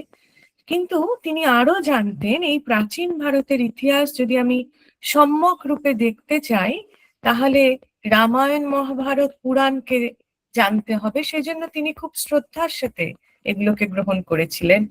এবং এই যে বিভিন্ন দেশগুলো যারা রয়েছে, খুব নিকটবর্তী দেশ, সেই দেশগুলোতে কিভাবে রয়েছে তাই দর্শন করতে গেছিলেন।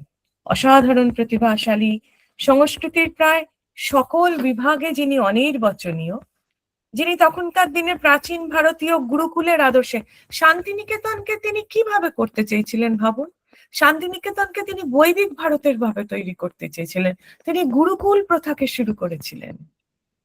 সেজন্য রবীন্দ্রনাথকে, বিবেকানন্দকে, ঋষি অরবিন্দকে, এনাদেরকে বুঝতে গেলে আমাদের মনের সমস্ত, আমরা কতটা জানি এই রাজনীতির ক্ষেত্রে বা ভারতের ক্ষেত্রে, সেটাকে সরিয়ে দিয়ে প্রাচীন ভারতকে জানতে হবে। কারণ প্রাচীন ভারতকে না জানলে, স্বামীজি একবার বলেছিলেন ম্যাড্রাসের একটি বক্তৃতাতে, তার শেষ বক্তৃতা ছিল, সেই বক্তৃতাতে তিনি বলেছিলেন যে হে ভারতের নতুন সমাজ এবং নতুন যুবক দল, তোমরা প্রাচীন ভারতকে খুব ভালো করে জানো এবং জেনে এগিয়ে চলো, তাদের প্রতি শ্রদ্ধা জানিয়ে, তাহলে তোমরা যে ভারত তৈরি করবে, সেই ভারত জগৎ সভায় শ্রেষ্ঠ আসন লবে। সেই জন্য রবীন্দ্রনাথ ঠাকুর শান্তিনিকেতনে যে ভারত তৈরি করতে চেয়েছিলেন, সেই গুরুকুলের যে প্রথা, গুরুকুলের প্রথা কোনো রাজনৈতিক ধারণা নয়, গুরুকুলের প্রথা প্রাচীন ভারতের শ্রেষ্ঠতম বৈদিক ভারতের শিক্ষার প্রথা, সেটা তিনি তৈরি করতে চেয়েছিলেন। তিনি বিশ্বভারতী স্থাপন করেছিলেন, তার কয়েক হাজার ছবি, সহস্র লেখা, কবিতা, গান সব দিয়ে যে আধুনিক ভারতকে তিনি আবার তুলে ধরতে চাইলেন। যিনি প্রথম এশিয়াবাসী যিনি নোবেল জয় করেছিলেন, সেই রবীন্দ্রনাথ যখন দক্ষিণ পূর্ব এশিয়াতে এলেন, তার যে অনুভব হলো যে সে এক দেবে আর নেবে, মিলাবে মিলিবে, এই অপূর্ব আলেখ্য হয়ে উঠল। সুনীতি কুমার বাবু না থাকলে আমরা তার এই যে জাভার ডায়েরি, জাভাপত্রের যে সমস্ত খুঁটিনাটি বর্ণনা দীপময় ভারতবর্ষের বইটিতে তিনি লিখে রেখেছেন, তা পেতাম না। ইন্দোনেশিয়াতে রবীন্দ্রনাথ বড়বদুরের সেই মহান সৃষ্টিকে দেখেছিলেন। তিনি বালিতে এসেছিলেন, বান্দুং বলে একটি জায়গায় ছিলেন, বাটাভিয়াতে ছিলেন, যাকে আজকের দিনে যাকে জাকার্তা বলা হয়। আমার খুব সৌভাগ্য হয়েছিল যে আমরা সেখানে যেতে পেরেছিলাম মুন্ডুক ভিলেজে, মুন্ডুক গ্রামে। তো তখন রবীন্দ্রনাথ একেবারে কি বলবো, রবীন্দ্রনাথ একেবারে ভীষণভাবে প্রভাবিত হয়েছিলেন এই যোগজাকার্তা, বালি, জাভার রামায়ণ মহাভারতকে দেখে। তার যে নৃত্য, জাভানিজ যে নৃত্য, বালির যে নৃত্য, এদের হাতে না এই আঙুলগুলোকে এরা প্রচন্ড বেঁকাতে পারে। এদের এই যে স্টিফনেসটা নেই হাতে পায়ে যারা নাচ করে, তার ওই যে নাচের ভঙ্গি শান্তিনিকেতনের রবীন্দ্র নৃত্যতে, রবীন্দ্র সঙ্গীতে, গামেলান মিউজিকের ব্যবহার, এগুলোর প্রভাব পড়েছিল। আরেকটি বড় প্রভাব পড়েছিল বাটিকের। বাটিক শিল্পকে তিনি দেখেছিলেন, এই যে রবীন্দ্রনাথের সঙ্গে যারা এখানে বসে রয়েছেন, ইন্দোনেশিয়ার যারা, তারা প্রত্যেকে বাটিকের ওই ধুতির মতন করে পরে, যাকে সারং বলা হয়। তো এইগুলো, এই যে বাটিকের বিভিন্ন রকমের মানে শিল্পকলার যে বিশিষ্টতা, সেটাকে তিনি শান্তিনিকেতনে নিয়ে গেছিলেন। এবং আজকে আমরা যে শান্তিনিকেতনের বাটিক দেখি, সেই শান্তিনিকেতনের বাটিক বহুলাংশে জাভার বাটিকের দ্বারা মানে কি বলবো, তাকে অনুসারিত করে নিজের মতন করে করা হয়েছিল। তো এইগুলো রামায়ণ, মহাভারত, নৃত্য, এই সমস্ত জিনিস ভীষণভাবে প্রভাব ফেলেছিল।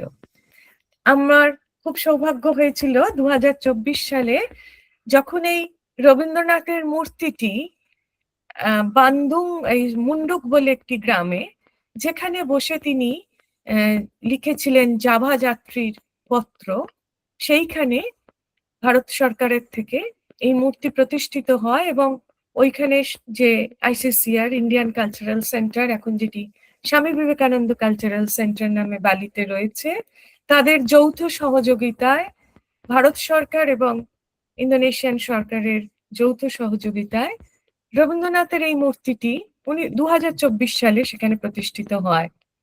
আর এই হচ্ছে সেই কটেজটি যেখানে বসে রবীন্দ্রনাথ লিখতেন, যেখানে তিনি বেশ কিছুদিন বাস করেছিলেন। সেই কটেজটি এবং এই প্ল্যাকটি যেটা আপনারা দেখছেন পাশে, এটি রবীন্দ্রনাথের জন্য শ্রদ্ধায় নিবেদিত হয়েছিল।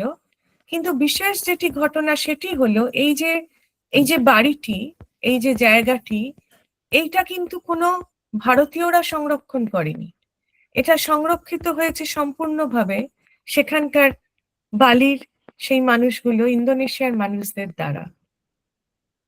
কবিগুরু যেটা মূল উদ্দেশ্য ছিল যে আমি দেখব ভারতের বাইরে ভারত কিরম ভাবে আছে, সেজন্য তিনি যোগজাকার্তাতে সুলতানের ক্রাতনে ছিলেন। ক্রাতন মানে হচ্ছে প্যালেস।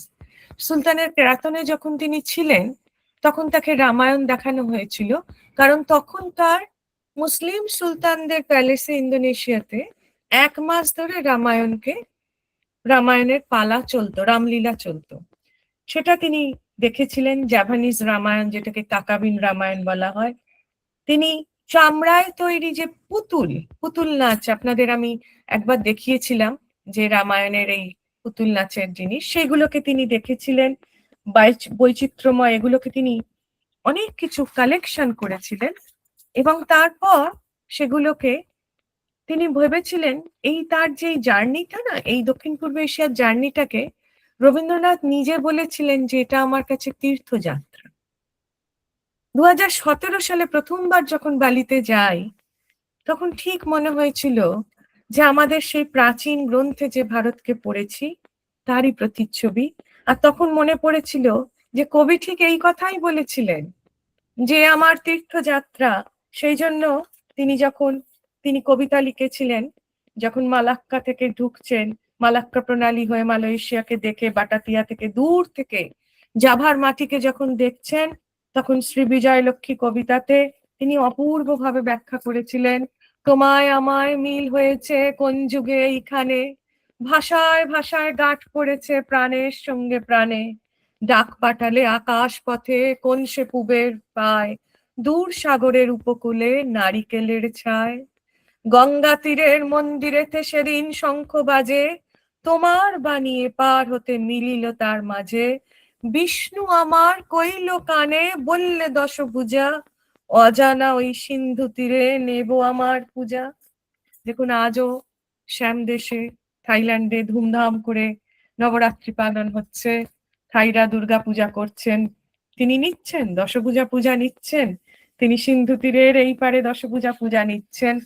যখন সিঙ্গাপুরে গেলেন, যখন মালয়েশিয়াতে গেলেন, বিভিন্ন দেশ, বিভিন্ন কবি, বিভিন্ন সাহিত্যিক, বিভিন্ন গবেষক, ঐতিহাসিক এবং ভারতীয় গোষ্ঠী, সেই ভারতীয় গোষ্ঠী কিন্তু সব সময় যারা জাতীয়তাবোধে উদ্বোধিত ছিল।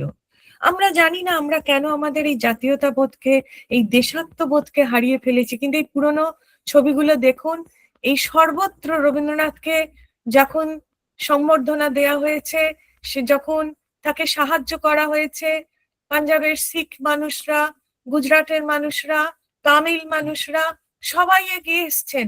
আমি আপনাদের কাছে একটা ঘটনা বলবো, যে ঘটনাটা শুনলে আপনাদের মনে হবে যে সাধারণ মানুষ পরাধীন ভারতবর্ষের থেকে কিন্তু রবীন্দ্রনাথ গেছেন। আপনাদের মনে রাখতে হবে যে তখন তারা 1987 যখন তিনি গেছিলেন, ভারত স্বাধীন হয়নি, তিনি এক প্রকার সাহায্যের হাত নিয়েই গেছিলেন যে যদি আমাকে সাহায্য করেন, কারণ তাহলে আমরা দেখতে পাবো কিভাবে এই বিশ্বভারতী গড়ে উঠবে, নতুন ভারত গড়ে উঠবে।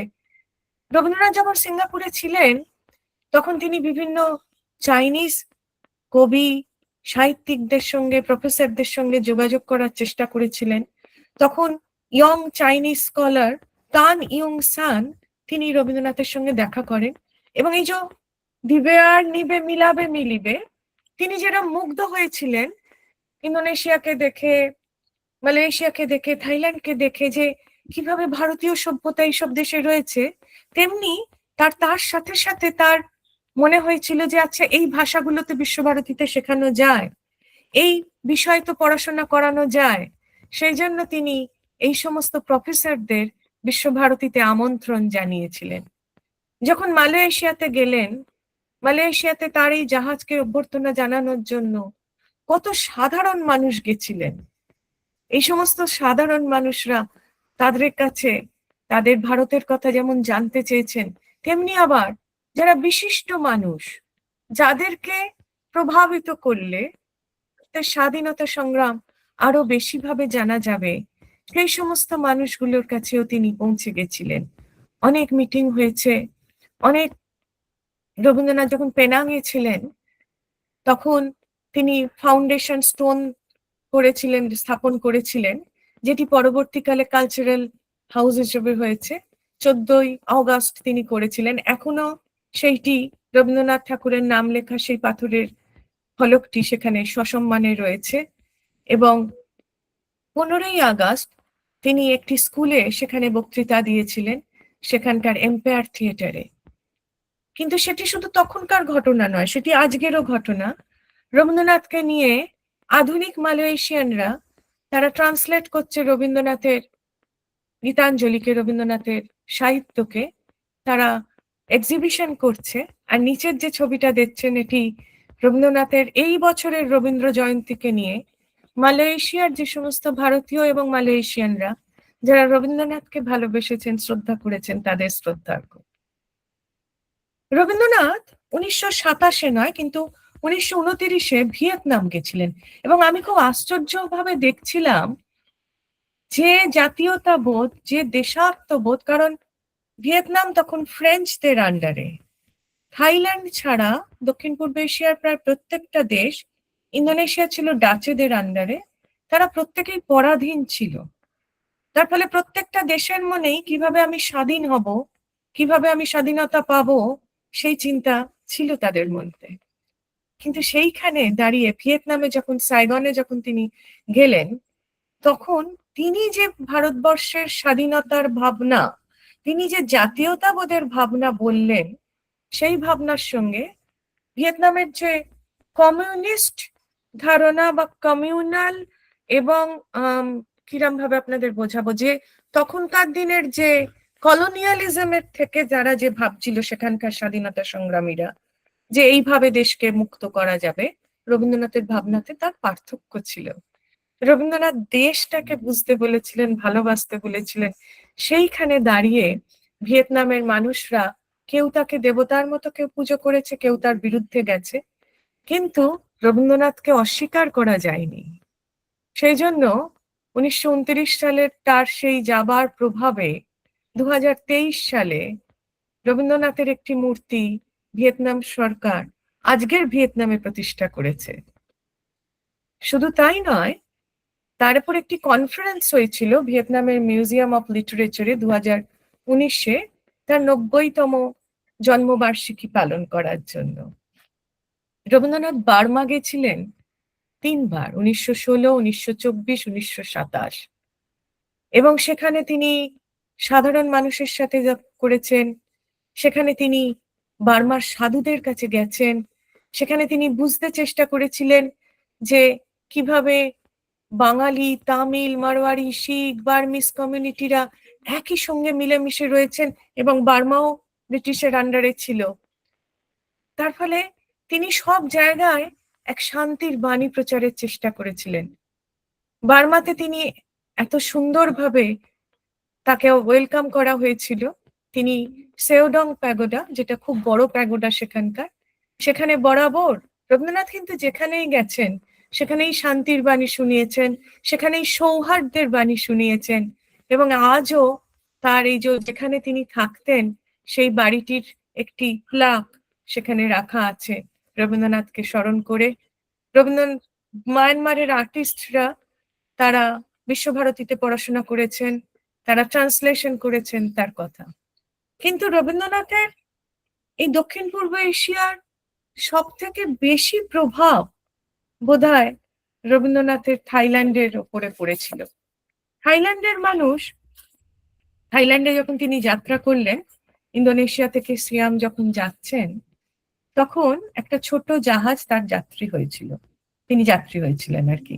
তার সঙ্গীরা ছিলেন একটি বড় জাহাজে, তার ছোট জাহাজটা আগে আগে আসছিল। আমরা সুনীতি বাবুর লেখা থেকে পাচ্ছি তিনি স্বইচ্ছায় এই ছোট জাহাজটি নির্বাচন করেছিলেন, কারণ সেই জাহাজটি ছিল একটু ধীরগামী।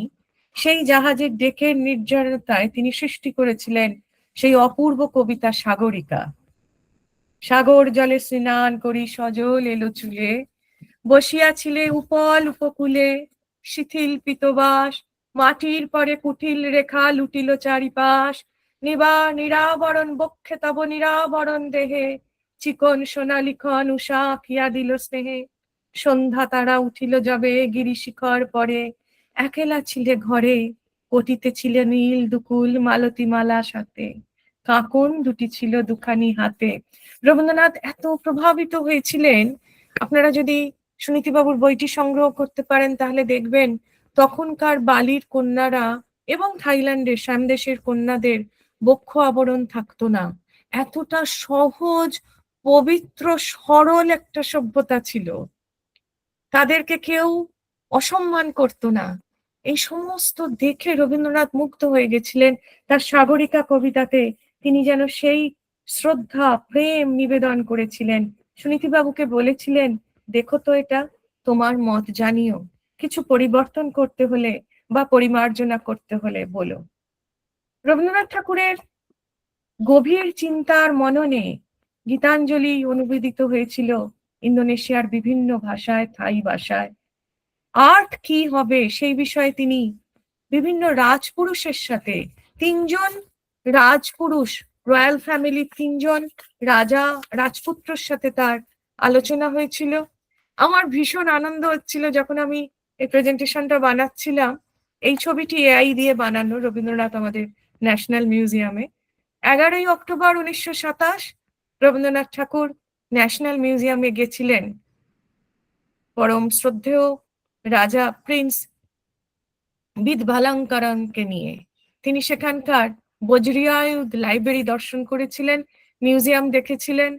তারপর তার সাথে মিলন হয়েছিল বহু বহু চাইনিজ চেম্বার অফ কমার্সের মানুষদের, তার সাথে মিলন হয়েছিল অনেক বড় বড় সেনাপতিদের, রাজাদের, এবং তারা বিভিন্নভাবে তাকে সম্বর্ধনা দিয়েছে। সেই সম্বর্ধনার ছবিতে কাগজ ভর্তি হয়ে গেছে। বিভিন্ন ফরেন কান্ট্রির লোকজন যেমন তার কাছে এসছেন, চাইনিজ কমিউনিটি থেকে এসছে, থাই কমিউনিটি থেকে এসছে, তেমনি এসেছে স্টুডেন্টরা। এই চুলালঙ্কন ইউনিভার্সিটি গত মাসে যেখানে আমাদের একটি শিল্পকলা প্রদর্শন হয়েছিল, ভারতীয় শিল্পীদেরকে তারা পৌঁছে গেছিলেন ভারতীয় দেবদেবী নিয়ে। এই সেই এক বিল্ডিং যেখানে যেখানে ওপরের ছবিতে দেখছেন রবীন্দ্রনাথ দাঁড়িয়ে রয়েছেন, এটি হচ্ছে চুলালঙ্কন ইউনিভার্সিটির শিল্পকলা ভবন, art building, art and architecture. এই বিল্ডিং এরই এইখানে দাঁড়িয়ে তিনি তার ছবি উঠেছে এবং আমার বলতে খুব আনন্দ হচ্ছে, ভাবতে খুব আনন্দ হচ্ছে, ওইখানে দাঁড়িয়েই আমাদের এই এক্সিবিশনটা হয়েছিল। সমস্ত পেপারে রবীন্দ্রনাথের আশা সম্বন্ধে বহু তথ্য, তার একটাই বাণী, ইউনিটি অফ কালচার। তিনি চেষ্টা করেছেন, এটি বিষ্ণু মন্দিরের ছবি, এটিও এই আই দ্বারা নির্মিত। বিষ্ণু মন্দির একটি প্রাচীনতম মন্দির, হিন্দু মন্দির থাইল্যান্ডের। রবীন্দ্রনাথ ঠাকুর প্রবাসী সমাজের, হিন্দু সমাজের আমন্ত্রণে সেখানে বক্তৃতা দিলেন। শিখ, তামিল, ভোজপুরি, বিহারি, কর্মচারী, মিস্ত্রি, কুলি, ব্যবসায়ী, পণ্ডিত সবাই রয়েছেন। তিনি ভারত সংস্কৃতির কথা বলছেন, তিনি ভারত মায়ের কথা বলেছেন, বলেছেন আমাদের প্রার্থনা, আমাদের শক্তি, আমাদের শিক্ষা সবই তো মানুষের জন্য, সবই বিশ্বের মঙ্গলের জন্য। বসুধৈব কুটুম্বকমের কথা বলেছেন। কিন্তু আজকে আপনাদের আমি যে কথাটা বলবো, যে ছবিটা এই মুহূর্তে আপনারা দেখছেন, তার আগে আর একজনের কথা বলবো। তিনি হচ্ছেন স্বামী সত্যেন্দ্রনাথ পুরী, বাংলার প্রফুল্লচন্দ্র সেন নামে একজন যুবক রবীন্দ্র বিশ্বভারতীতে পড়তে গেছিলেন। এবং এই যে ছবিটা এখন আপনারা দেখছেন, এটি হচ্ছে যখন রবীন্দ্রনাথ সেই ছোট জাহাজটি থেকে, যেখানে যেখানে তার জাহাজ থেমেছিল শ্যামদেশে, সেখানেই সাধারণ ভারতীয় মানুষেরা তাকে ফুল, মালা, ফল দিয়ে তাকে সম্বর্ধনা জানিয়েছিলেন, ভারতের কথা জানতে চেয়েছিলেন। আর তারপর যখন থাইল্যান্ডে তিনি ঢুকছেন, সেখানে তখন একটি ঘটনার উল্লেখ করেছেন, যেখানে সুনীতি বাবু, সেটি আমি পাঠ করি তার বইয়ের থেকে আমি যেভাবে লিখেছিলাম। বলছেন, যেখানে যেখানে তার ট্রেন বা জাহাজ দক্ষিণ পূর্ব এশিয়ার ভ্রমণের পথে দাঁড়িয়েছে, কখনো ছোট দলে, কখনো বা 50-60 জনের একটি দল কবিগুরুর দর্শনে আসতেন। তখনকার দিনের মালয় উপকূল থেকে শ্যামদেশে আসার জন্য রেলগাড়িতে যাত্রা হতো। এমনই এক যাত্রায় যখন তিনি ব্যাংকক এসে পৌঁছলেন, তখন রবীন্দ্রনাথ দর্শনে বিস্তর ভারতীয় এসেছিল। দেশের প্রতি তাদের মনোভাব, বিশ্বভারতীর জন্য তাদের মনোভাব দেখার মতন। সুনীতিবাবু লিখছেন, 50-60 জনের এই দলটি মূলত রেলের কর্মচারী, মিস্ত্রি, কেরানি, কুলি বা ঠিকাদার, বেশিরভাগ তামিল এবং কিছু শিখ এবং পাঠান। তামিলদের তরফ থেকে স্থানীয় ভারতীয়দের হয়ে কবিকে মাল্যচন্দন দেয়া হলো। নারকেল, কলা, রামবুতান বলে একটা ফল এদেশে হয়, সেই ফল দেয়া হলো। এইসব ভারতবাসী ধনী লোক নয়, কিন্তু ভারতীয় আদর্শ প্রচারের জন্য, ভারতীয় বিদ্যা বিদেশগত শিক্ষিতদের দেবার জন্য, রবীন্দ্র ভারতীর, বিশ্বভারতীর জন্য তাদের টাকা চাই, তাই এরা যথাশক্তি দিয়ে কিছু টাকা তুলেছিলেন। যেদিন বিষ্ণু মন্দিরে বক্তৃতা হলো, সেই দিনকেও এবং এই দিনকেও ভোজপুরি, বিহারি, শিখ সাধারণ মানুষরা কবিকে তখনকার দিনে 200 টিকল তুলে দিয়েছিলেন। 200 টিকল, টিকল হচ্ছে একটা প্রাচীন, যেমন আমরা কড়ি বলতাম না, তেমনি 200 টিকল হচ্ছে একটা প্রাচীন মাপ, যেটার সেই 200 টিকলের আজকের দিনে দাঁড়িয়ে 9 লাখ, আমি এটা 2024-এ লিখছি, হিসাবটা দেখছিলাম, আজকের দিনে দাঁড়িয়ে 200 টিকল মানে প্রায় 15 লাখ ভাট হবে। এবং সেই 15 লাখ ভাটের আজকের অনুপাত ভারতীয় টাকায় কত হয় আপনারা নিজেরাই জানতে পারবেন। এবং তিনি আরো লিখেছেন, বিষ্ণু মন্দিরের বক্তৃতা শুনে যে 200 টিকল যখন এসছে, সম্পূর্ণভাবে তারা কিন্তু সম্পূর্ণভাবে বিশ্বভারতী কি, তার উদ্দেশ্য বা মূল লক্ষ্য না বুঝলেও শুধুমাত্র হিন্দুদের সম্মান রক্ষার্থে তারা বিশ্বভারতীকে তুলে দিয়েছিলেন। তারা কি বলেছিলেন শুনুন। বলছে, তারা বিশ্বভারতী কথাটাও পুরো বলতে পারেন না। তারা বলছেন, विश्व विश्वविद्यालय के लिए এরা বলছে যে आप लोग दीजिए। ওখানকার একটি উৎসাহী ব্যক্তি তিনি তারস্বরে হিন্দিতে ব্যাখ্যা করছেন, ভাই লোক বিদ্যাদান সে বড়কর পুণ্য नहीं है, বিদ্যাদানের মতো পুণ্য কোথাও নেই। সেই জন্য যতটা পারবে अपने शक्ति के बल में अपने शक्ति के मुताबिक दान करो। শুরু হলো একটি কল, দুটি কল, তিনটি কল পড়া, চারটি কল, পাঁচটি কল করে মুদ্রা পড়তে লাগলো। পড়তে পড়তে আস্তে আস্তে 200টি কল তারা তুলে দিল কবির হাতে। এই যে ভারত মায়ের প্রতি শ্রদ্ধা, এই যে ভারত মায়ের প্রতি ভালোবাসা, তাতে কোন জেলার থেকে কোন ভাষায় কথা বলছি, কতটা শিক্ষিত, প্রকৃত শিক্ষায় শিক্ষিত তাদের মধ্যে এই ভারতবোধ কোথায়? এই ভারতবোধ রবীন্দ্রনাথ দেখে গেছিলেন এই মানুষগুলোর মধ্যে দিয়ে। এবং আরেকটি বড় কাজ তিনি করেছিলেন, যেটি আজকে থাইল্যান্ডের মাটিতে একটি বিশাল প্রতিষ্ঠান রূপে দাঁড়িয়েছে। তিনি সত্যেন্দ্রনাথ পুরীর কথা, ওই যে বলছিলাম প্রফুল্ল সেনের কথা, এই প্রফুল্ল সেনকে যখন রবীন্দ্রনাথ ফিরে গেলেন শান্তিনিকেতনে, বিশ্বভারতীতে গিয়ে তাকে বললেন যে প্রফুল্ল তুমি থাইল্যান্ডে যাও, সেখানে ভারতকে তুমি প্রতিষ্ঠা করো, ভারতীয় কালচারকে তাদেরকে জানাও, তাদের থেকে আমাদেরকে জানাও। সেই জন্য তিনি পাঠিয়েছিলেন, তার থাকার ব্যবস্থা রবীন্দ্রনাথ করেছিলেন। সেই দেশাত্মবোধে উদ্দীপিত প্রাণ তরুণ পুরুষটি এসেছিলেন থাইল্যান্ডে। তিনি 1932 সালে এলেন এবং থাই ভারত কালচারাল লজ তৈরি হয়েছে। সেই তিনি প্রবাদ প্রতিম সত্যেন্দ্রনাথ পুরী, একজন সন্ন্যাসী। তিনি ভারতকে ভারতের স্বাধীনতাতে জাগানোর জন্য সুভাষচন্দ্র বসু থাইল্যান্ডে 7 বার এসেছিলেন। এই সত্যেন্দ্রনাথ পুরী এবং সুভাষবাবু বহুবার মিটিং করেছেন, বহুবার তাকে এই সাধারণ ভারতীয়রা সাহায্য করেছেন। এই থাই ভারত কালচারাল লজ থেকে বহু রকম ভাবে সারা পৃথিবীকে আবেদন জানানো হয়েছিল ভারতকে স্বাধীন করার জন্য। সেই জন্য রবীন্দ্রনাথের আশা, রবীন্দ্রনাথ শুধুমাত্র স্বাধীনতার কথা ভাবেননি, শুধুমাত্র কালচারের কথা ভাবেননি, তিনি ধর্মীয় আদান প্রদানের কথা ভেবেছিলেন। সেই জন্য তিনি সেখানকার বুদ্ধিস্ট সাধুদের সঙ্গে দেখা করেছেন। বিভিন্ন মঠে প্রায় 27টা জায়গায় থাইল্যান্ডে তিনি ঘুরেছিলেন এবং খুব আশ্চর্যজনক ভাবে তিনি লোপবুড়ি এসছেন, যে লোপবুড়ি থেকে আজকে আপনাদের সামনে আমি কথা বলছি। এই লোপবুড়ির ধ্বংসাবশেষ, এখানকার প্রাচীন হিন্দু মন্দির তিনি দর্শন করে গেছেন। তিনি আয়ুথিয়াতে গেছিলেন, অযোধ্যা দেখে এসেছিলেন। তিনি এখানকার বুদ্ধিস্ট যে স্টাডিজ, সেগুলোকে, সেই শিক্ষা কিভাবে বিশ্বভারতীতে হবে, ভারতের বুদ্ধিস্ট ভাবনা কিভাবে থাইল্যান্ডে হবে, তার আদান প্রদান করে দিয়ে গেছিলেন।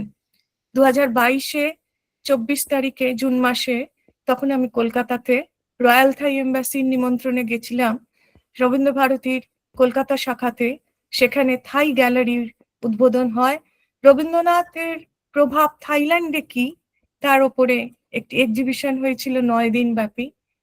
আজকের এই বক্তব্য আমি শেষ করছি এখানে আপনাদের কাছে জানিয়ে যে ফেয়ারওয়েল টু সিয়াম, রবীন্দ্রনাথ শেষ যখন সিয়াম থেকে চলে আসছেন, একটি কবিতা লিখেছিলেন।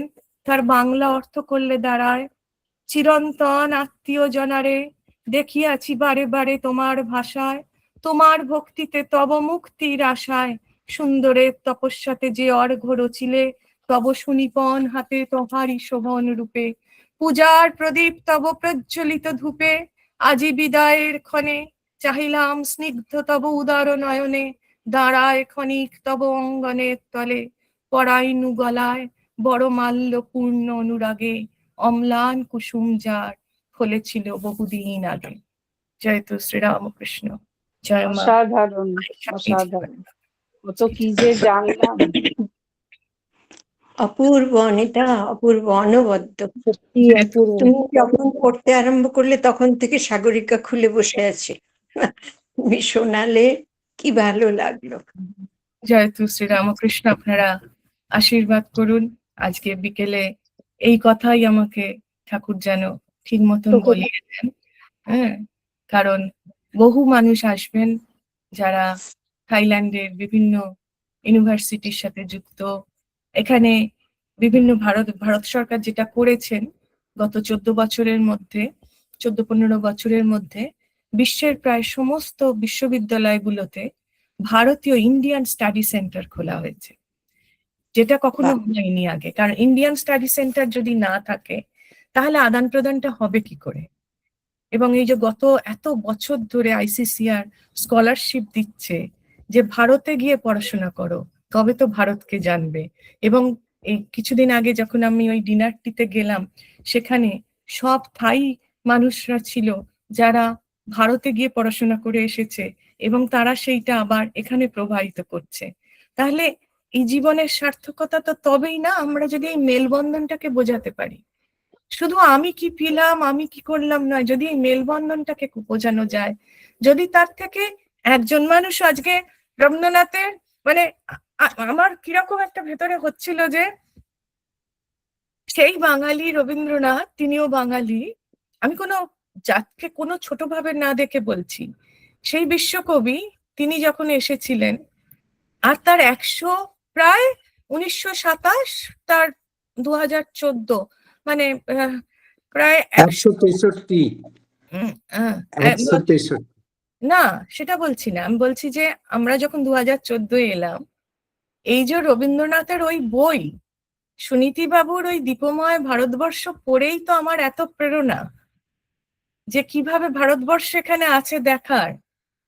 তো সেটা সেই আর একজন বাঙালির মেয়ের মধ্যে দিয়ে যে মা অভ্রের কুচির মতো ছড়িয়ে পড়েছেন, আমি করছি না, মা করিয়ে নিচ্ছেন, নইলে কি করে জানতাম? রমেশবাবু যদি না লিখে যেত, যদি রবীন্দ্রনাথ না দেখতেন, যদি না সুনীতিবাবু সেগুলো ডকুমেন্টেশন করে রাখতেন, কি করে জানতাম? জানতাম না তো। সেই জন্য এই ছোট ছোট ডকুমেন্টেশন গুলো যার যেরাম সাধ্য, ওই যে বললেন না হিন্দিতে চেঁচিয়ে চেঁচিয়ে অশিক্ষিত ভারতীয়, যে যার ভারতবোধের কাছে হাজার হাজার শিক্ষিত তথাকথিত কালচারাল তথাকথিত সেলিব্রেটেড মানুষদের কোনো তুলনা হয় না, সেই ভারতীয় চিৎকার করে যখন বলছেন বিশ ভারতী কে লিয়ে পয়সা দো উসমে পুণ্য হোগা বিদ্যাদান হোগা, সেই ভারত এখনো বেঁচে আছে, সেই ভারত আজও বেঁচে আছে। আর সেই ভারতের থেকেই সারা পৃথিবীতে ভারতের এত প্রভাব। জয়তু শ্রী রামকৃষ্ণ। আজকের এই বিশেষ দিনে আপনাদের সবাইকে শ্রদ্ধা, ভালোবাসা এবং প্রণাম জানিয়ে আজকের এই অনুষ্ঠান শেষ করছি। আপনারা যারা দেখলেন তারা বলবেন রবীন্দ্রনাথের এই প্রভাবের কথা, এবং আশা করি মানুষের কাছে আরো ভালোভাবে আমরা পৌঁছতে পারবো। আরে এই যে ডকুমেন্টেশনের কথা তুমি বললে, সেটা তুমি এগিয়ে নিয়ে যাচ্ছ, এটা আমাদের কাছে খুব বড় পাওয়া। আমরা তোমার সঙ্গে যুক্ত হয়ে এগুলো জানছি। তুমি এগিয়ে যাও মায়ের আশীর্বাদে, এগিয়ে যাবেই। মায়েরা আমাদের সবাইয়ের শুভেচ্ছা রইল। আর আজকে আমাদের পশ্চিমবঙ্গের এই শপথ গ্রহণ যেন নির্বিঘ্নে সঠিকভাবে হোক এবং আমরা আবার রামরাজ্য ফিরে পাই। এটাই একটা মাত্র প্রার্থনা, যে সব নির্বিঘ্নে হোক, যে আলোর দিশা সবেমাত্র ফুটছে, এই দেশাত্মবোধ যেখানে আমরা হারিয়ে ফেলেছি, সেখানে আমাদের এই দেশাত্মবোধকে জাগানো খুব প্রয়োজন। অনেক অনেক ধন্যবাদ আপনারা যারা কমেন্টের বক্সে অনেক আমাকে উৎসাহ দিচ্ছেন, অনেক আশীর্বাদ দিচ্ছেন, ভালোবাসা দিচ্ছেন। আবার আপনাদেরকে আমার সশ্রদ্ধ প্রণাম নিবেদন করি। আজকের অনেক অনুষ্ঠান ভালোবাসা রইলো অনিতা, তুমি আরো এগিয়ে যাও, অনেক উঁচুতে ওঠো, অনেক মা যেন তোমার সঙ্গে আছেন, তোমার মার আশীর্বাদ তোমার মাথায় বর্ষিত হোক। অনেক অনেক ভালোবাসা রইলো। জয়তু সবকিছু শ্রী রামকৃষ্ণ। বৌদি প্রণাম।